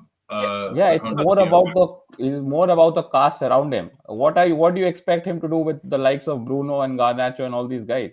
They That is what don't I'm play good saying, football. Scala. That is why I keep Yeah. saying that it is Manchester United that are destroying Yeah, we know these that players. we are the problem. Yeah, I do Yeah. agree. We don't. You look at Ahmad. Look at he's been so good, but Ten Hag completely neglected him. Because he's not someone who runs around like an idiot. He's not a pace and power player. He Roadrunner. wants to play with the ball. So Absolutely. that's why he's doing well under Amorim. And I believe the same way that look at this player. Di Maria came to United. As good as Di Yeah, Maria but was. Di Maria had some other problems, man. It's Well, not just with the. let me finish. We know how classic this guy is. He came to Manchester United, he became a stupid player. He became a problem. No, Di no, Maria no. See became a again. problem at United. No, look. With Schweinsteiger, Di hold on, Maria, hold it's a on, different hold on, situation. hold on, hold on. Let me finish. Schweinsteiger came to United. We know how good he was. He became a useless player at United. Yeah. Podolski came to United. No, Podolski never played for us. He played for Arsenal. Oh, Arsenal, sorry. Podolski came. Paul Pogba, how good he was. He came to United, he became a Yeah. useless player. He's So agreeing. what He's is saying going on? they Now, don't Yeah, I know what agree he's with all that. The reason you're listing out all these names, see, you're listing out Di Maria, he didn't work because Van Gaal never wanted him. It was a club signing. He was man of the match in the Champions League final 2014, and we decided to buy a big name. Same goes for Paul Pogba. Golden Boy, we decided to buy a big name. We never thought about how Paul Pogba will fit in a system with a slow Matic and a Bruno who doesn't know how to position himself. So that's why they didn't work. And Bastian Schweinsteiger, he was again bought under Van Gaal, and that too when he was like coming leave towards our the end of the house career. army. Yeah, so it's not like it's a varying reason. But you are right. We do destroy all these players' careers because we just buy names. We don't buy players for the system. do you know, guys, do you know why I think that Pogba will be very, very good? If I look at the way Pogba play and I look at the way Casadei play, it reminds me of Pogba Oh, and Iguala oh, Conte combination Oh no. at France. Oh, we're in dangerous territory now, boys. Pogba and Iguala Conte combination at the France now you're national team. speaking facts. No, facts, Annie. Facts. Now when we come to Chelsea right now, Pogba is surging forward, all those skills, distributing passes, Casado clearing out all those mess in the defense. We have the same combination again in our team. If we have Pogba, I'm not saying we should go for him, but if West comes to West and Pogba is a free agent, he doesn't have a team, and we have the deadline window is about that to be closed, and we haven't got anyone to come and help Lavia because Lavia, to be honest with you, I Now can't you trust realize Lavia. he's a free agent, so even if the window did close, it wouldn't matter, right? Oh yeah, it would still wouldn't matter. Yeah, because he's a free agent. He's not attached to any football club. But I mean, that's why I can see that something can work with Paul Pogba, but maybe he might not be, the guy. I mean, if he wants to play on the highest level again, he wants to relaunch his career. Chelsea's calling him. I don't think he's going to ignore that, in my opinion. But thank you very much, Nehemiah. Nehemiah said the players used to look at social media. In my opinion, Kuku is not happy with his body, on the bench. The guy doesn't press. Thank you very much, Work Nehemiah. harder and you might get a Uh, chance, but you don't work hard, you're not getting a chance. I'm I not like sure. Nkunku, yeah, but if Not you're not sure if I'm doing the pronouncing stuff that this the right. system requires, then you don't deserve your starts. Not sure if I'm pronouncing this right. Is it Dwan? Is it Dwan or Dwayne? Huh? I'm not sure if it's right. The name on the screen. Dwayne. Dwayne, right? Okay. Bring Yeah. back Trevor Chalobah and Leslie Ukuchukwu. According to Dwayne, thank you very much. I think it's the first time I'm seeing you on this platform, and you deserve this, brother. Happy New Year to you. And I'm doing this for every new person that I see on the show today. Happy New Year to you and the family, and I hope everyone is doing very well. And do not forget to subscribe subscribe to this platform and stick with us, Blue Glass Media community. I want to love you forever. Said my brother, I have been here since day one, supporting you. Your show has come so far since then. Thank you very much. I know that's why I said since years. You've been here years supporting this platform. Thank you very much, all of you. I want to say you guys doing as much as you can do to support the channel. Now, let's see what Mr. Ryan have to say. Mr. Ryan, you've heard us talk a lot. We've talked about Pogba, and I know you got something that you want to share with us on the show regarding some of what you've also said.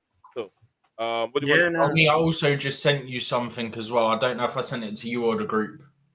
Okay, let me check it. I'll check it right now. I can see The my Discord group, Discord is if you're blinking. wondering. Yeah, I'll check it. Go ahead, Mr. Ryan. Yeah, I can say a bit about Pogba. I definitely think, that he's suited to the Premier League. He's got that good kind of blend of physicality and technical skills. I think someone mentioned he's 6'3". He's very versatile, can play deep lying, can play more attacking. His kind of like best years, I think, was his first stint at Juve. It's under Allegri and Conte, where he won a lot of trophies. Just playing on the left side of a midfield three. So we know about his attributes and his qualities. And some people forget, when the most recent World Cup in Qatar, when Argentina beat France, he didn't play; he was injured. I think if he was in the France squad, I think they probably would have beaten Argentina in that final, because Argentina were all over them in that first half. Were 2-0 up. Large reason for that was the midfield of I think Chukwuemeka and Rabiot just were not able to handle Argentina's speed on the counter attack, and I just think with Paul Pogba in a France midfield, he gives them more balance. But yeah, like you guys said as well, there's a lot of question marks, unknowns. It's just that when you're signing someone as well who's experienced, you need to think of the baggage they're bringing and where they are in their career. He's obviously just completing this ban for this doping scandal, the reduced sentence. He hasn't played since September 2023. He's got knee injuries. I remember when he was at United, he fell out with Mourinho, didn't he? Something to do with posting on Instagram, when he wasn't playing. It's a risk. It's a gamble. I think if you sign him, you might get a couple of good years. One thing I don't think he's worried about is money, because he's earned a lot of money. I remember reading this last year, just in terms of wages and sponsorships, what he's accumulated. He is one of the wealthiest footballers in the world. I think for him it's more game time, because the clock is running out for him. He's already early 30s, so if he joins, I think he'll want to be eventually not a squad player but a starter. Would you take him at Liverpool? I think we're pretty stacked in the midfield, to be honest. I wouldn't. No. In what way? I mean, you've got Gravenberch, McAllister, and this guy, Soboslai. And Harvey Elliott. I mean, he's more like he plays on the wing. You got Endo as well. Endo as well. Yeah, Endo is like he probably will leave. He's not part of the slot plan. He doesn't fit the profile of in terms of his age of the midfielder. We like to have legs. Endo. No, I'm Pogba. Oh, Liverpool, yeah. Yeah.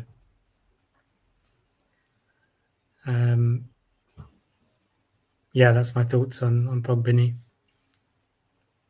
So look, Liverpool are going to walk this league. Let's be honest. I mean, no one is challenging them. I think Chelsea will do well to, finish like between double digits or maybe even single.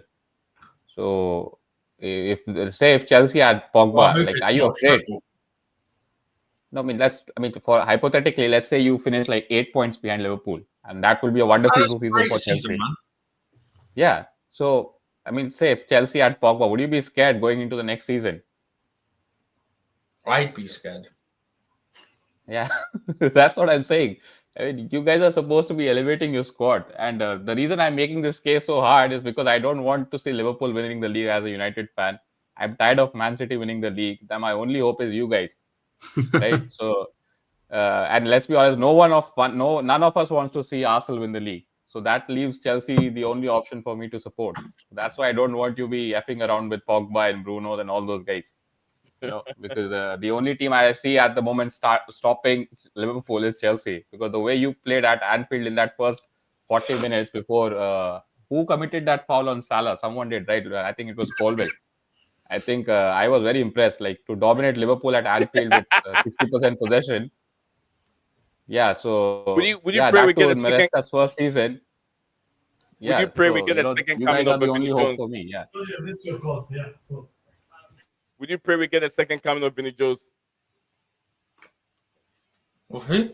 Yeah. Is it Vinny Jones? Is it Vinny Jones, right? To play against Liverpool to match Oh us. my Who did he God. foul? Levi Colwell. I think he fouled that guy, right? Who's that? I want to love you forever. Curtis Said, Jones. Yeah. is that Mr. Ryan? Is that Ryan joining today? That's It the is me difference. indeed. It is me indeed. We've kissed and made up, myself and Nizayon, and yeah, hopefully we'll see more of me on this What was platform. that? Yeah. No, that came out. Nee, was that you? Yeah, I did it. So is that Ryan coming up? Oh shit! Oh shit! Oh shit! Ryan is here. Nehemiah is just laughing over here. Absolutely. Hold on! Big up to you. Happy New Year, hold up. I wish Nee would give me a warning so I can turn my volume down to like 20 when he does that. Yeah, he's only... He says, how do you rate Curtis Jones so far this season? He's been amazing. Terrific. He's been amazing. It's been his breakthrough season. Maybe the stats don't reflect it, but in terms of his performances, influence on games, he's just operating at a very high level. And I mentioned this on the stream last week, Nee, that Slot has really, really quickly improved. 3 players in particular. Curtis Jones being one of them, and then Cody Gakpo and Gomez. Those 3 players in particular, their levels have gone up so much. If you compare last season to this season. I actually have a question for you, because I haven't watched much of Liverpool begrudgingly, and I think you're going to sacrifice us this Sunday. I'm actually worried about it being 2 double digits, because the time you beat us 7-0, I think none of us expected us to beat that, because we are coming off the all the positivity of winning the Carabao Cup, and then the 7-0 happened. So we didn't expect that. But I'm actually worried about this Sunday. But yeah, my actual question is that Shit! because whenever I watch Liverpool, I'm just thinking like maybe you can educate, like what is Slot's contribution into this success? Because is he just taking over Klopp's work and just adding in his own stuff, or like has he like done something his own way? Like has he provided his something, like, because I don't know, I find a bit I don't find too easy to give Slot too much praise, because whatever I'm looking at, I see like Klopp's big contribution into it.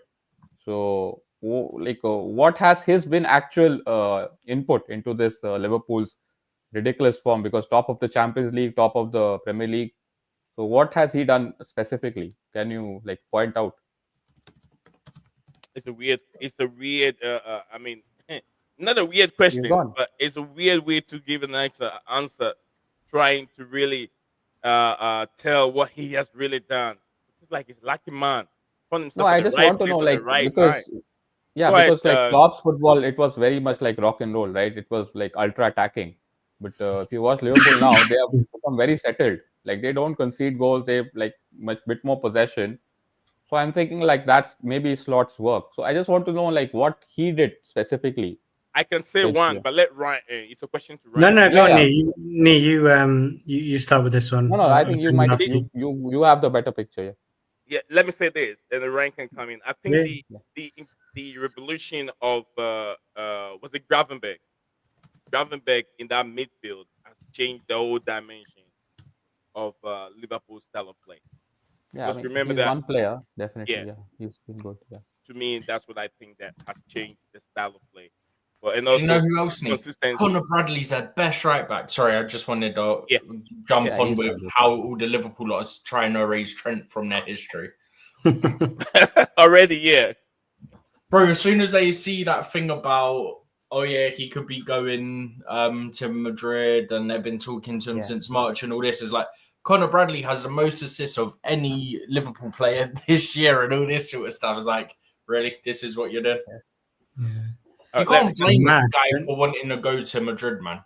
Yeah, even I find that baffling because he's won everything at Liverpool. He has given like good amount of time. He's never been disrespectful to the club. I remember one time, Trent, he won the Champions League. I think he was 19 or something like that. He was on, I think 30 or 40 grand, and we gave Brandon Williams, if you remember, 60 grand. For scoring one goal at Sheffield United against Sheffield United. So that always sticks onto my mind because, and then he's a free agent, by the way, right now. So no one remembers him. But that's Liverpool, man. They don't break You gave him 16 grand for scoring one goal. Did you just say? No. We gave him 60 grand, like almost in his new contract. Oh my! He was on 15. We gave him 60, more than Trent. That's who had the most assists for a right back in a season. So. I mean, Ryan, what do you want to say? No, I agree with him on that comment. I was looking at the stats the other day. Like, Trent is still young in age terms. He's only 26, but he's been at Liverpool since he was 6 years old. So it's 20 years he's been with the club, through the academy, and he's actually 10th on the list in terms of Liverpool players' Premier League appearances. So I think he's given a very, very good service to the club, and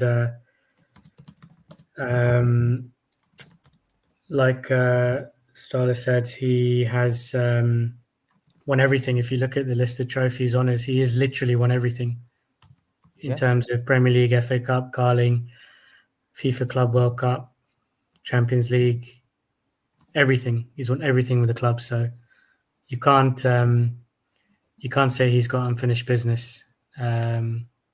So yeah, in that sense, I don't have any issue with him. I don't think Liverpool fans should have an issue with him anyway, though. Like, I'm not saying you do. I'm just talking like in general because I've seen so much hate directed towards him. Like, I think the main issue is we're losing pure profit if we let him run down his contract and go for free. Yeah, well, that's on the club. That's not on him. If the club ain't giving him a decent offer that he feels respected by, then why should he sign it just because he's been at the club since he was 6 and to help the club out? Do you know what I mean? Yeah. Because then that also puts a position of, now the club control what I do. They don't have to sell me. I might not be able to leave. Like, you're giving the club control over your future again at that point. Yeah, I don't disagree with that. I just don't get your fan base, bro. Some of your fan base, this is the best bit about them, Some of them, and we've had this conversation, he's not great defensively, blah, blah, blah, all this, We've had this conversation, you tend to agree. You've said you kind of see similarities with Rico Lewis as you do Trent, if I remember correctly from the conversation we had, right? So Liverpool fans that I've seen have then gone on as if they weren't slandering him for his defensive ability and stuff like that in the past. Like, hang on. I'm pretty sure even the Liverpool fans that pay every week, home and away, every competition, if they got that money, whatever, right? I'm pretty sure all of them had those same thoughts of, he's not great defensively and all this, and then they turn to slander and it's like, well, in your mind, he wasn't very good defensively, so you could just get someone better defensively. Like, you can improve that aspect. Do you know what I mean? Yeah. Unfortunately, majority, some fans don't think like that. But yeah, that's a very pragmatic way to think of it. I mean, my thing is either promote an academy player or bring someone in who's more defensive. Yeah, keep Conor Bradley there, but bring someone else in, obviously.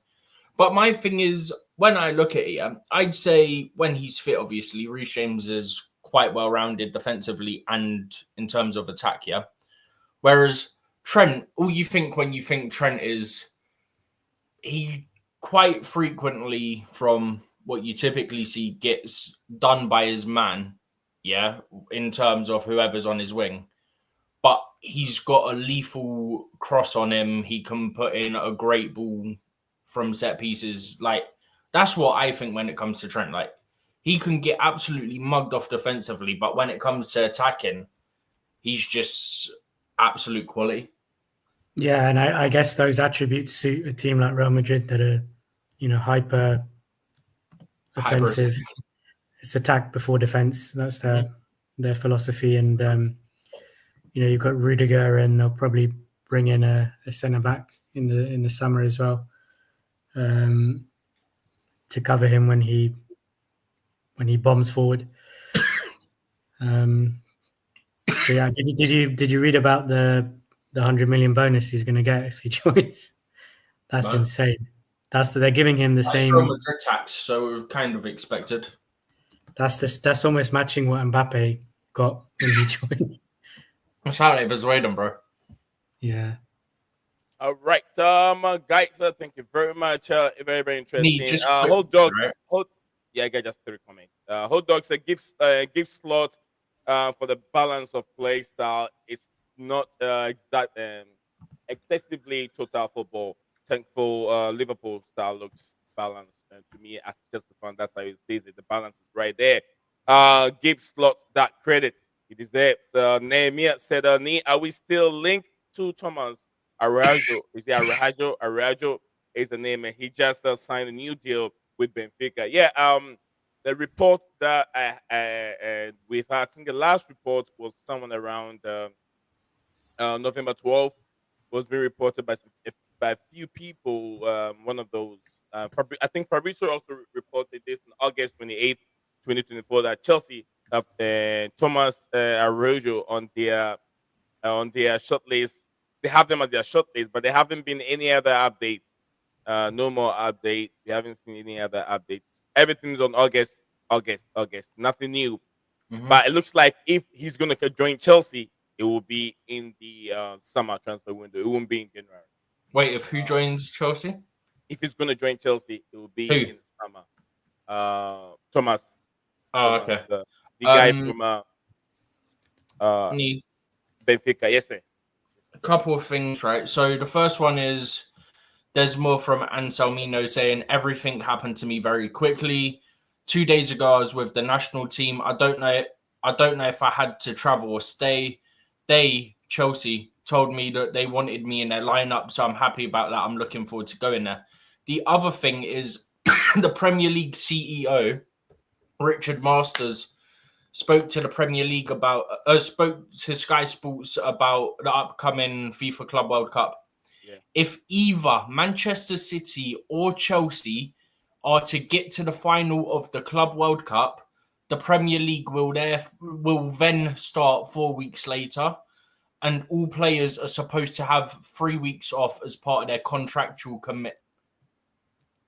So if Chelsea or Man City get to the final of the Club World Cup, the Premier League will start a week later, 4 weeks after that, rather. So I think he's saying that basically they're going to have a flexible date where the Premier League will be set to a certain date, but if either team get to the final, then obviously they'll push back by like 1 week. I'd imagine share the last one on the one from Ben Jacob on Marcus Rashford, if you can. Mm-hmm. I have a drink. One sec. Rashford has made it clear to Saudi dealmakers he doesn't want a move, despite being offered a package worth £35 million a year. As revealed, 3 clubs expressed interest in Rashford in late December, but no encouragement was given. Offers turned down are not from 3. Give me 2 seconds. There's more that I need to open it. 3 something. Yeah. As revealed, the 3 clubs expressed interest. Blah blah blah. Offers turned down are not from 3 separate clubs independently. One approach was centrally coordinated. Rashford keen to either make it work at Man United or move somewhere he feels will protect his England chances for the 2026 World Cup. Come to Chelsea. No, don't come to Chelsea. Okay. You're Nah, not man, wanted. not Chelsea, man. Nah, he needs to go Arsenal. That's a match made. That would be funny. Anyway, thank you very much, It Steven, would for work, sharing that though. with us on the show. Any reaction from Makim or Ryan? You guys can go for it. Say Ryan and say Makim.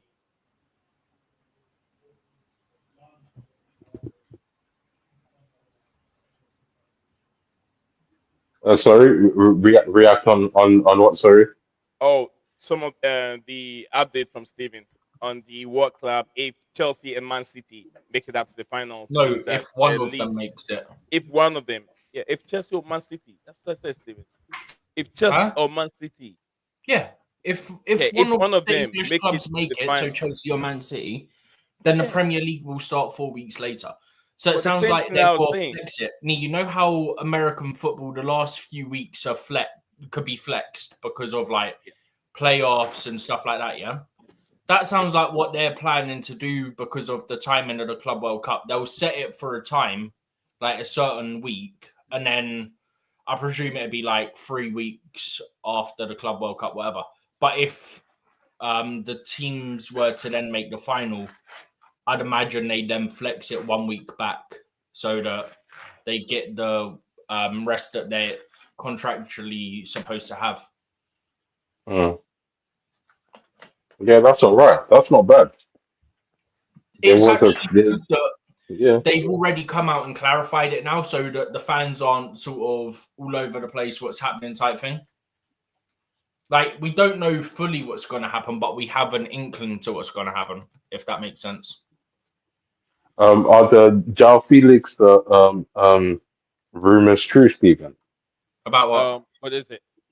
About him planning to leave? No, I don't think so. I don't think so. Chelsea It's, transfer we know what they do. simulated You know what they as do? These guys, they transfer see the time. situation at Chelsea, and then they put 2 and 2 together to make sense. That's what they do. They see, They okay, guys not They getting put minutes. 2 and 2 together, they get 6. Yeah, they put the guy is not getting minutes. Okay, what we're gonna do? Okay, he came out from the bench. Okay, he got sat off. He got sat off, and his head is down. Okay, we're gonna twist it. Clickbait. João Felix is willing to leave Chelsea because he's not getting enough minutes, and he's not happy at the moment at Chelsea Football Club. Then it's all over everywhere. Everybody take it like it's it's a terrorist attack. That's Wait, what did you that's say? what they do. I said everybody sees that news as a terrorist attack, and then it starts spreading. That's a very extreme example. Yeah, exactly. That's what I'm saying. They see the news. No, I'm saying you're using a very extreme example. Oh no, they see it as this wild news, like, oh, João Felix wants to leave, just like, and what Makim is saying. Is it true? And I said no. Felix is not thinking of leaving. If Felix has to leave, then Chelsea will make Felix leave the club. But Felix don't want to leave. But the only reason that I think that Felix will leave because he's not his body or the way he's built doesn't suit the Premier League. Not that he can't play. He can play the game, but he's not built for the Premier League. I don't think if that makes sense. Makim or Ryan. No, it doesn't really, but it's okay. It's okay. You have a lot of waffles in your arsenal, to be honest. So it's okay. Arsenal. No, I'm saying Lee has a lot of I know waffles what you mean. in his arsenal. I just had to do it. My Arsenal. There was no need for that, Stephen. Hey. Makim, Sometimes you think these things need to be said. Yeah, I mean, but you think that the guy himself is really built for the Premier League? I know you like him. I like him too, but he's not getting game time. When it comes on, Enzo Maresca says that. I don't know. I mean, to be fair, Yeah. neither him nor Nkunku press, which is actually a big issue in this system. Well, you can't compare him to Nkunku, man. That's bad. Bro, neither of them press. What do you mean? It's not the same thing. It is because neither of them press, so it is the same thing. Nah, João Felix doesn't have the same amount of minutes. Like it's night and day, man. Okay, that's bro. You can still press. Actually, he's got less minutes, so even more reason to press. Yeah, exactly. And he's not a nine, and because you guys are expecting him to score, and if he doesn't score like a finisher, therefore Bro, he's I'm had not a even bad game. complaining about the scoring. Don't get me started on some of the chances we've missed. My point is, yeah, in this Yeah, system, but he's not a finisher. He's not a number nine. no, but I'm not saying he is. My point is, Yeah. yeah, in this system, my whole thing is, you want a starting place. How about do your defensive side of the work first, like the pressing, and then maybe, just maybe, you'll earn your chance. At the moment, neither of them are doing it. And Nkunku's only getting a chance in the Premier League every so often because Maresca doesn't seem to think he's ready yet. Felix has barely played. I think the other day was like his fourth appearance in the Premier League and maybe his first start in the Premier League this season. So that's the way I'm looking at it. Yeah, but that's the thing. We can't judge a player if he's not playing in his rightful position. Like we can't judge him if he's not in the right Regardless of rightful sequence. position. And it's like when he's been playing, he's been defending. Like attacking front four, let's call him, still need to press. His natural position. he does press. The times he's been playing recently, he's been pressing. I don't know what this is what I'm saying, the stigmas. And it's like it's the same way we look at Pogba's, we look at the Greenwoods, we look at problematic players that have problems on their back, yeah. It's like it's gonna stick unless there's like an overall like let's say if they have to win like a major trophy. If they don't win a major trophy, yeah, people will still be cussing Cucurella right now. And I will still be saying that he's the best left back in the Premier League. But people will still be going at me for it. That we don't need to be doing that to these players. If he was in his rightful position, yeah, you would see the defending that he's doing like He's very still got vigorously. working and he's not been doing it to a sufficient standard. Yeah, because Cole Palmer's killing it. So it's like if you got a man like Cole Palmer killing it, it's okay to be at the side. I'm not complaining about that. No, it's not. I'm just saying the guy is a good player. I don't care if you got Messi and Ronaldo and Palmer somehow in the same team, yeah? Every single one of those needs to work the same amount of effort defensively for the system to work. I don't care who you are. Yeah, but we can say that as fans if we've seen him actually play because we're not at the training session. Do you get what I'm saying? Bro, regardless. Like we're seeing glimpses and glimpses, yeah. And we can't judge on that. Do you get what I'm saying? And it's like the last time they played together, they played well together. And there was no striker doing his job. So it's like a lot of this is on Maresca. It's not really on the individual. If players aren't implementing his tactic on the pitch, then that's on them. And guess what? If you're waiting to the 77th minute to make subs, yeah, and you're being rigid and you don't want to adapt your playing systems the way you're doing it, then that's on you. If you're not changing the players at the right time, yeah, that can actually do these things, it's on you. If your midfield here is non-existent to the point where your centre backs, yeah, have to be midfielders in order to get the ball forward, that's on you. Maresca has a lot to blame on this. It's not I wouldn't blame Felix or Jadon Sancho. Like Jadon Sancho is not playing in his best position either. To the point where if he has one bad game, it's so cutthroat. If he has one bad game, he's a bad player. When that's not the case. He's a player. They need to do work defensively and they've not been doing it. I don't care who they are. He plays exactly like João Felix. He's the same type. These are creative players and they do defend. They've been defending. That's the whole issue here. They're not. But they've been working on. That's the thing that they've been doing it though. Every time they've been playing this season. So I don't see like what we're bringing up old rhetoric. Yeah. Felix have been pressing, yeah. Pardon? Felix and Nkunku have consistently been pressing, yeah. I never said Nkunku. I said Sancho. I'm on about Felix and Nkunku because we were also on about Nkunku. I was on about them too. Yeah, and Nkunku, he's a gunner. He's done out here because Felix also hasn't he's really not impressed. even Nkunku's not even a 10, to be honest. And Jadon Sancho and Felix here, because they're like the best 10s right now. They exposed that very quickly. So it's even if you put Nkunku on the left wing, it's not gonna work more than them and them. Nkunku's No matter who originally an they 8. they have to do their work defensively, and they don't. Yeah, Nkunku's an 8. Yeah, he's not used to being so far up the pitch, so he's a fish in alien waters, isn't it? That's the only thing about him. The majority He of needs to be Nkunku's sold. has actually been spent further forward. Yeah, but from an 8 position going forward, not as a striker. Bro, That's not his thing. he's consistently played in the 10 and the wing roles, and even as a striker. Yeah, but not successfully. Not he's had a big man. He's always he was the second man. He wasn't the goals didn't really come from him like that. But the thing is, yeah, my main thing, yeah, like I understand, yeah, what you guys think that I'm a Felix fanatic. I'm not. I just feel like he can add, Just quick, yeah. Nee, you've typed out the thing wrong. Oh, okay. like Okay. he actually adds to the team. Oh, okay. Like, I want players that add to the team, not players that were waiting for to reach a certain potential, then be good for the team. Like, be good at your role. He's the best 10. Play him in the 10 when you get the opportunity, but you overplay Palmer. That's a managerial mistake. Maresca folded for Oh, top 4 for the last 2 to 3 games. That's a managerial mistake.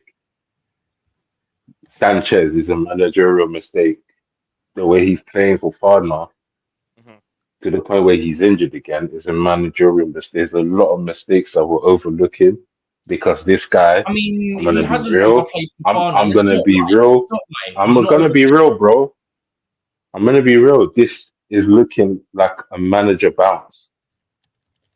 And 20 game manager bounce. Well done. That's genius, that. Oh, my king. A manager bounce will be from preseason. He didn't get a manager bounce from all the way from preseason, and even the first Apparently, game. it's a manager bounce from game week 1 in every competition up until about 2 games ago. How's that work? And Me, also- this might be a good opportunity for me to come in, just because Scala asked a question earlier about the difference of Liverpool under Klopp versus Slot. So do you mind if I kind of answer that? Is he No. on still? No. Scala is a dodgy. Because Scala. it could be, it's He's always- loosely maybe connected to what the guys are talking about here. So Scala is not. He's gone. But he's yeah, not here? Okay. yeah. But go ahead with this. So I think Scala used the phrase rock and roll football, which is absolutely right. That's what Liverpool were like under Klopp. He employed a modern 4-3-3, like a upside down triangle midfield, you can call it. One deep lying midfielder and then 2 more attacking. So it gives you a lot more control in the midfield, more possession. You can then press teams high up the pitch, pushes opponents back. And then, you can start build your attacks more higher up the pitch. The key tactical tweak that Slot has made, which Scala kind of alluded to, is he's employing more of a 4-2-3-1. So again, triangle midfield, but 2 holding midfielders instead of 1, and then 1 midfielder is kind of more higher up the pitch. And what that's ultimately meant is that we have more control, we have more measure. If you look at the stats, you compare Klopp to Slot so far this season. We're conceding fewer goals, we're making less defensive errors. We are scoring less, and we're producing less shots and generating less forward passes under Slot compared to Klopp. But we're more measured. We have more control. And Salah was asked this exact question, I think last month, and he gave a very similar answer. He said under Slot, we just feel like we have more control and more balance than under Jurgen. So for me, that's the real sort of difference. I don't think it's a new manager bounce. it's definitely he's made a clear structural change in the midfield, not personnel. Obviously, Gravenberch is the main one that's now playing in more prominently in the midfield this season. But it's really a structural tweak that he's made in the way that the midfield's organised. Gravenberch has been one of the standout players of the year. Well, He has. so far. He's really an unsung hero. You know, he won't get the GNA or the stats.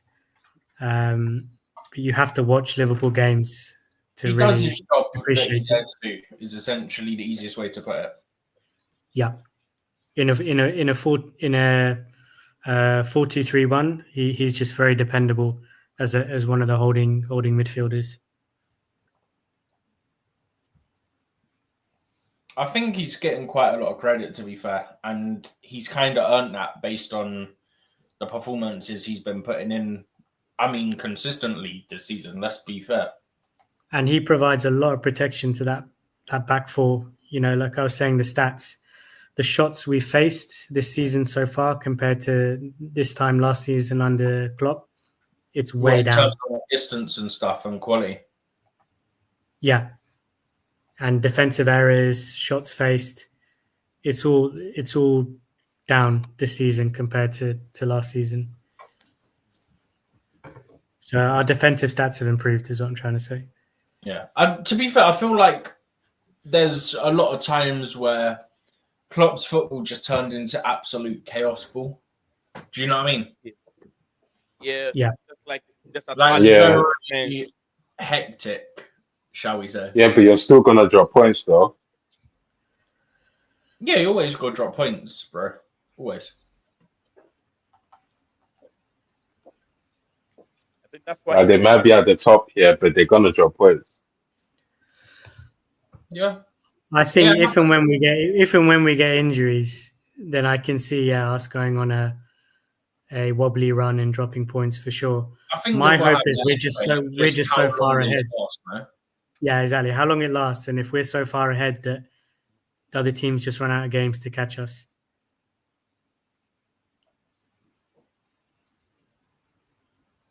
I feel like that's fair. I feel like that's the right thing when the engines start getting loose.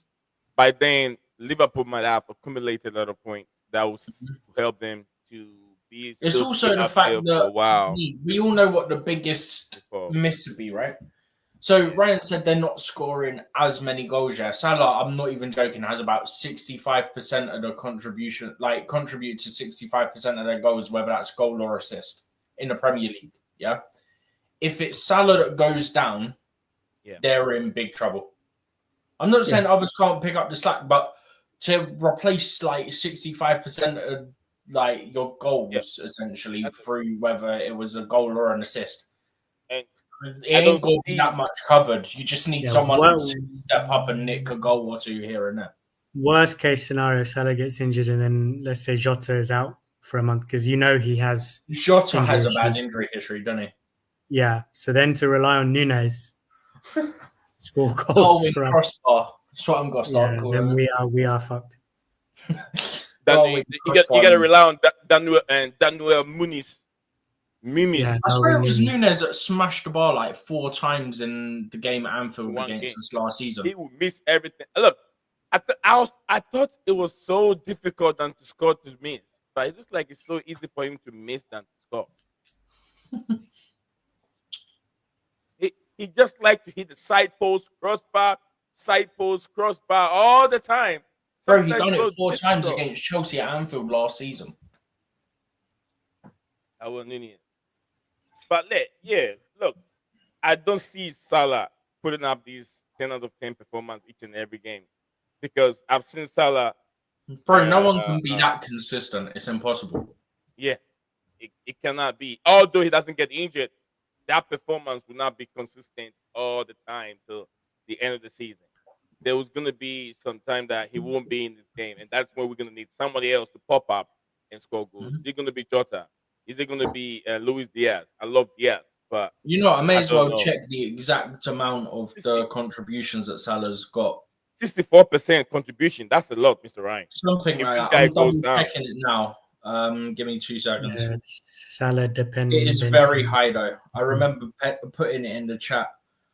Okay, so he's got 17 goals and 13 assists in the Prem, so a combination of 30. Liverpool as a team, when I find the table, have 45. Oh, that's bad. 45. Yeah.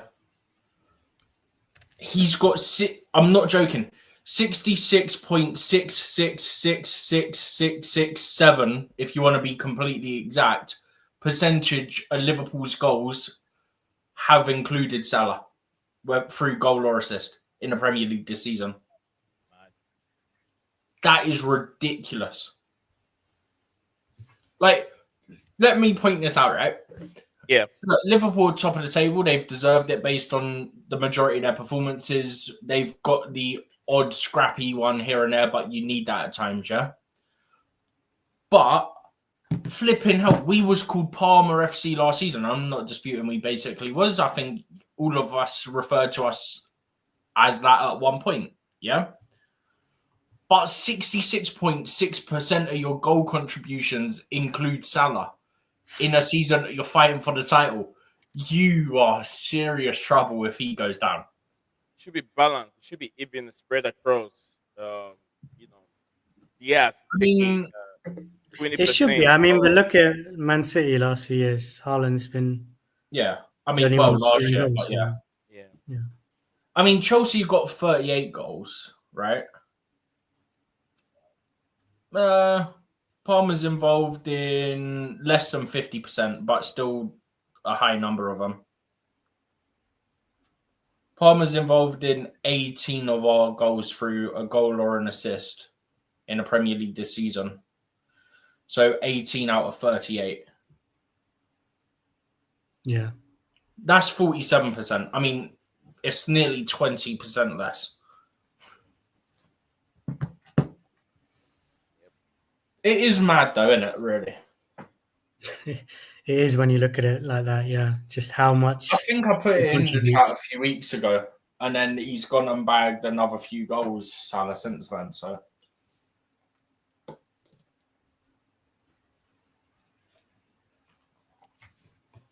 the thing is, I always have. Yeah. Well, I don't always. I think me and Rainer had this conversation a few times, and I had this conversation with another Liverpool fan recently, and this other Liverpool fan said Van Dijk could be a bigger miss. I said, hear me out.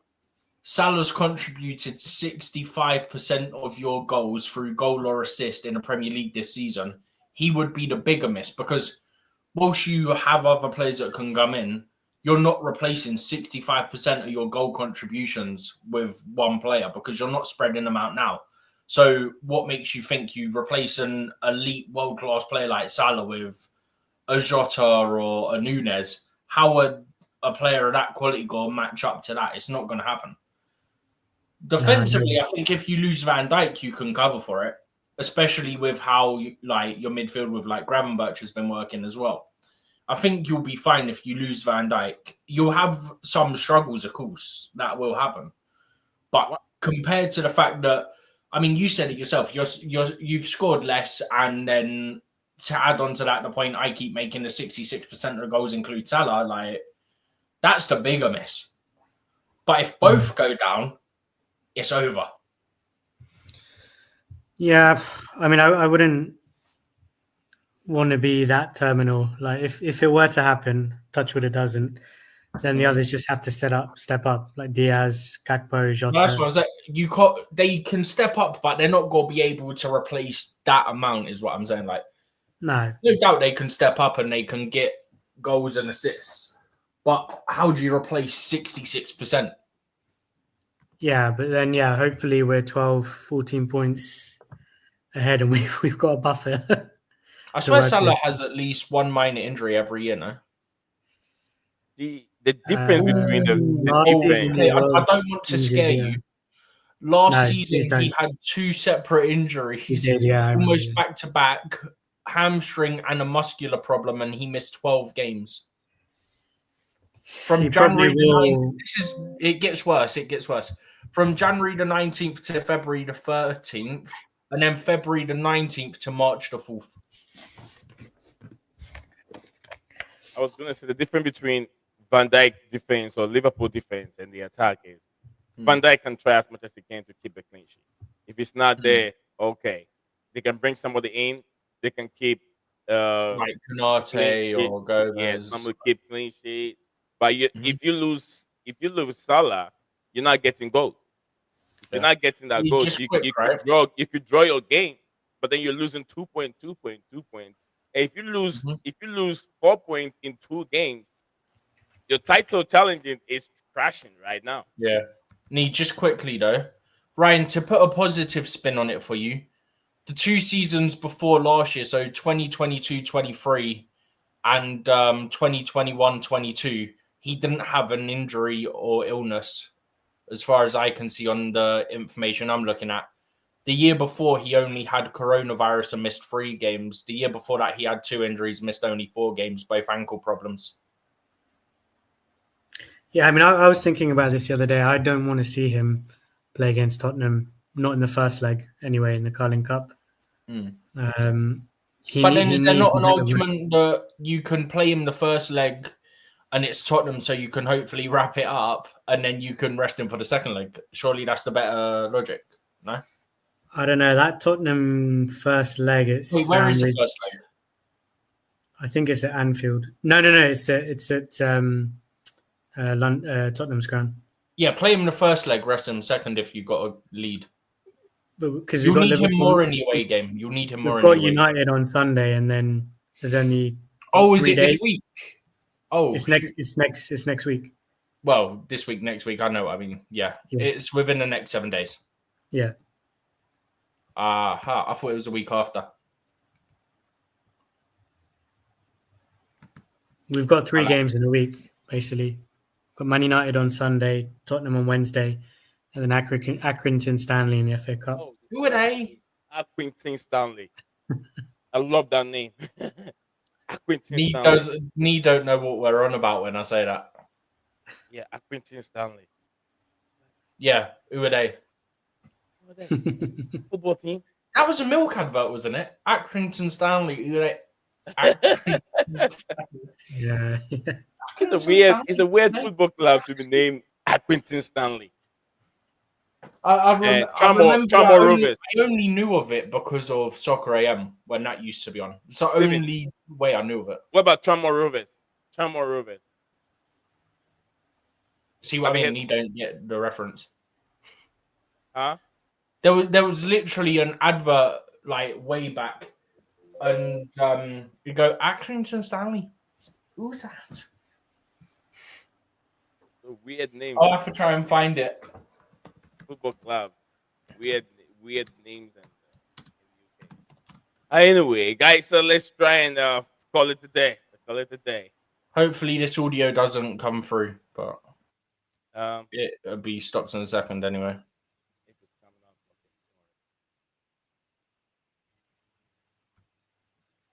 Alright, I stopped it anyway.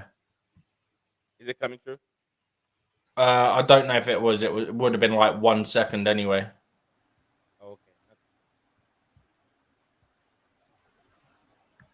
I'm sending it to you.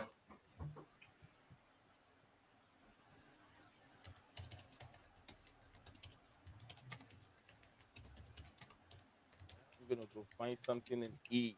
I'm very hungry. Who's typing? Ryan. Oh, sorry, that's me. No, don't worry. Earlier on, it was Steven. Yeah, no, it has been me a lot. It's just I suddenly out of nowhere had. Yeah, that's me. Sorry. It was I normally put myself on mute, but that Sugar Bowl is happening tonight, isn't it? They postponed it to tonight. Did you hear about Vegas though? There was the one in Vegas, and then there was also a hostage situation in Vegas as well. I didn't know about the hostage. I know the Tesla hostage one happened later, but I watched these guys. I think I sent the link in the chat. I think they're former military. Live the Truth or something they're called. And they were live streaming, and that's how I found out about the hostage thing, right? Drink more milk. You get back into town. Huh? Drink more milk. You play for Accrington Stanley. But go ahead. Where was I? Ah, shoot. Yeah, that's how I found out about the hostage situation. And they also said the one that happened in, I Trump? think it was the one that happened outside the hotel. Yeah, it wasn't a terror It attack. I think it's not linked. No. No. I think they were saying it seems like one or two of the attacks that happened in America are linked to one that happened in Germany overnight as well. And also, there's this person who I don't know how she got this information, but there's this woman that they kept talking about who said that basically all the groups, so I'm not going to name them because I don't know where YouTube stands on that stuff, but you know the types of groups I'm on about, they basically have joined together to do like one big plot apparently for 2025 in US cities and also 4 countries across Europe. Well, I'd put my money that unfortunately one of those would probably be England and London. One would probably be Paris. One would probably be somewhere in Spain, and one would probably be somewhere in Germany or France. Germany or like Belgium again, because they did Belgium before. Oh, She man. didn't say those countries, but when they said 4 countries, they're the 4 countries that I think, yeah, that's probably unfortunately got to be the ones in Europe. But it's meant to be There was happening in 2025. There's a college football guy who died. He was one of the 14 that died. I was reading about him earlier. Oh, is that what Nee was on about? I saw Nee send something. I didn't understand it, but it was too late for me to even try to look it up. And I was like, I'll just check in the morning, and then I forgot. Yeah, he played for one of the Ivy Princeton. That was it, Princeton. He was a kick returner. Oh, yeah. He was apparently really good. Sad. Oh, the world's effed, bro. The world's effed.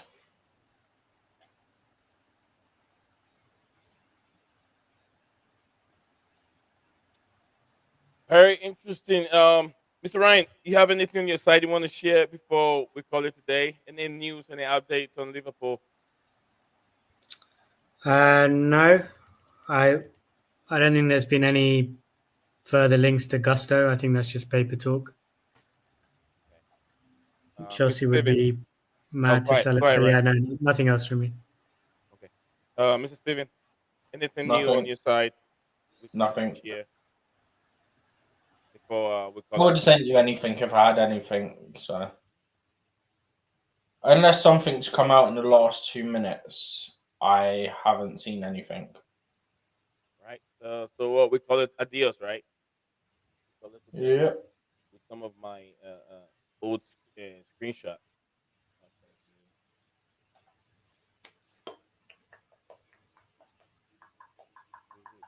This Rudy Galetti.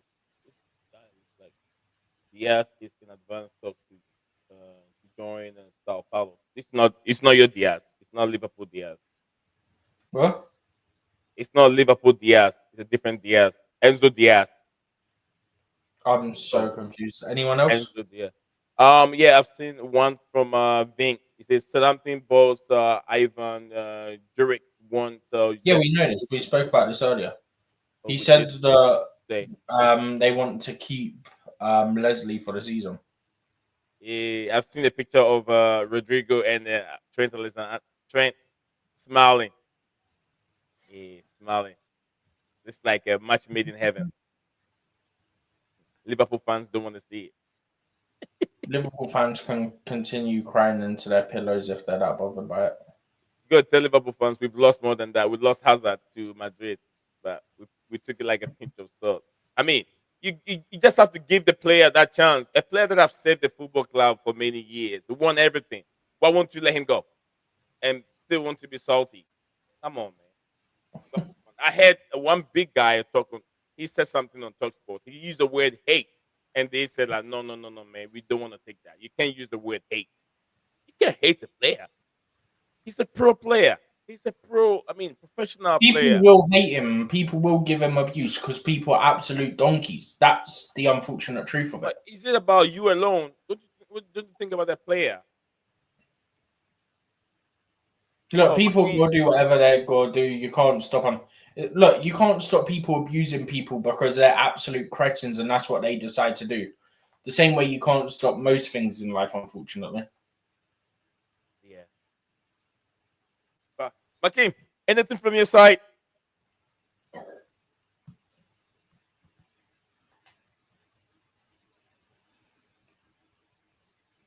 Did, did McKean put me on a timeout?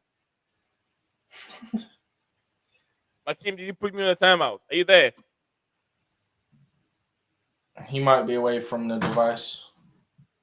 I don't want to end the call whilst he's away. McKean, are you there? I'm presuming he's not.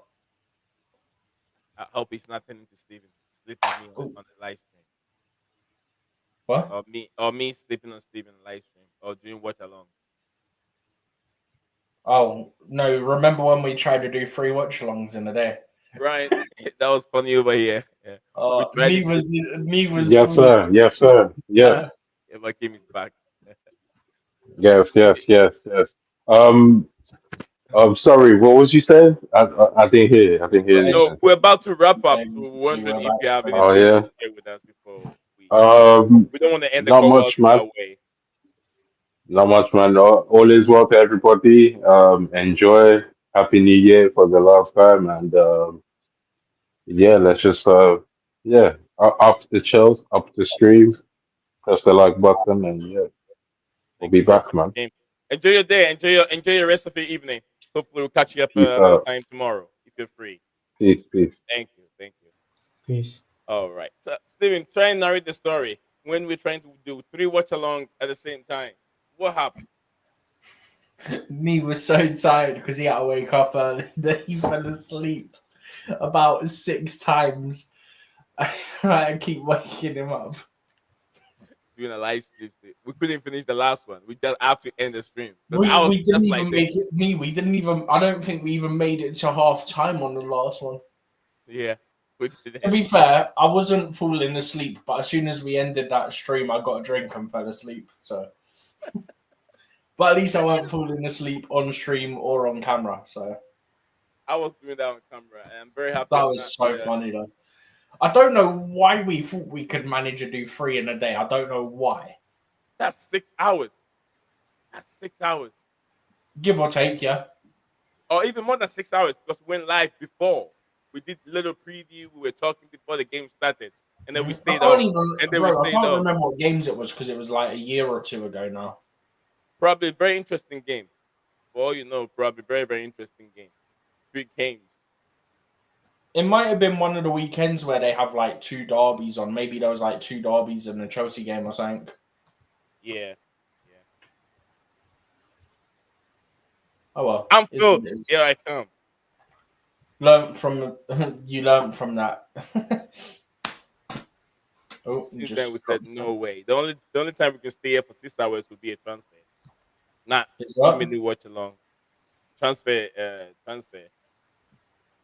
Yeah. Yeah. That's I all didn't right. realize. We're not because of you got to think right. So the first game would have been about 12:30 by my time. Yeah. Yeah. So the last game would have started roughly 5:30 my time. Mhm. So it's a long time.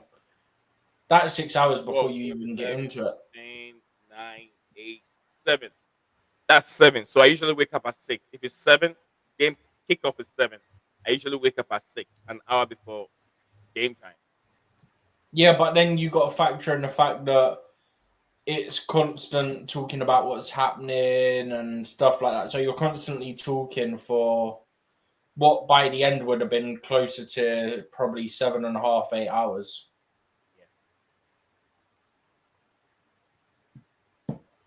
But yeah, it was a long day. It was a very long day. We come over here and we interrupt the people. But yeah, we had the season again where the channel I mean, it gets boosted again, and it's starting. It's starting. Started from yesterday and today too. You saw Oh, new we on people. the boost up again. Yeah, the boost is coming again, and then YouTube will take all the numbers out after we're done getting the boost. You put in hard work and they take it away. Hard work. And Bro, they take I it. don't get it, man. This happens so frequently. It's a pain in the backside.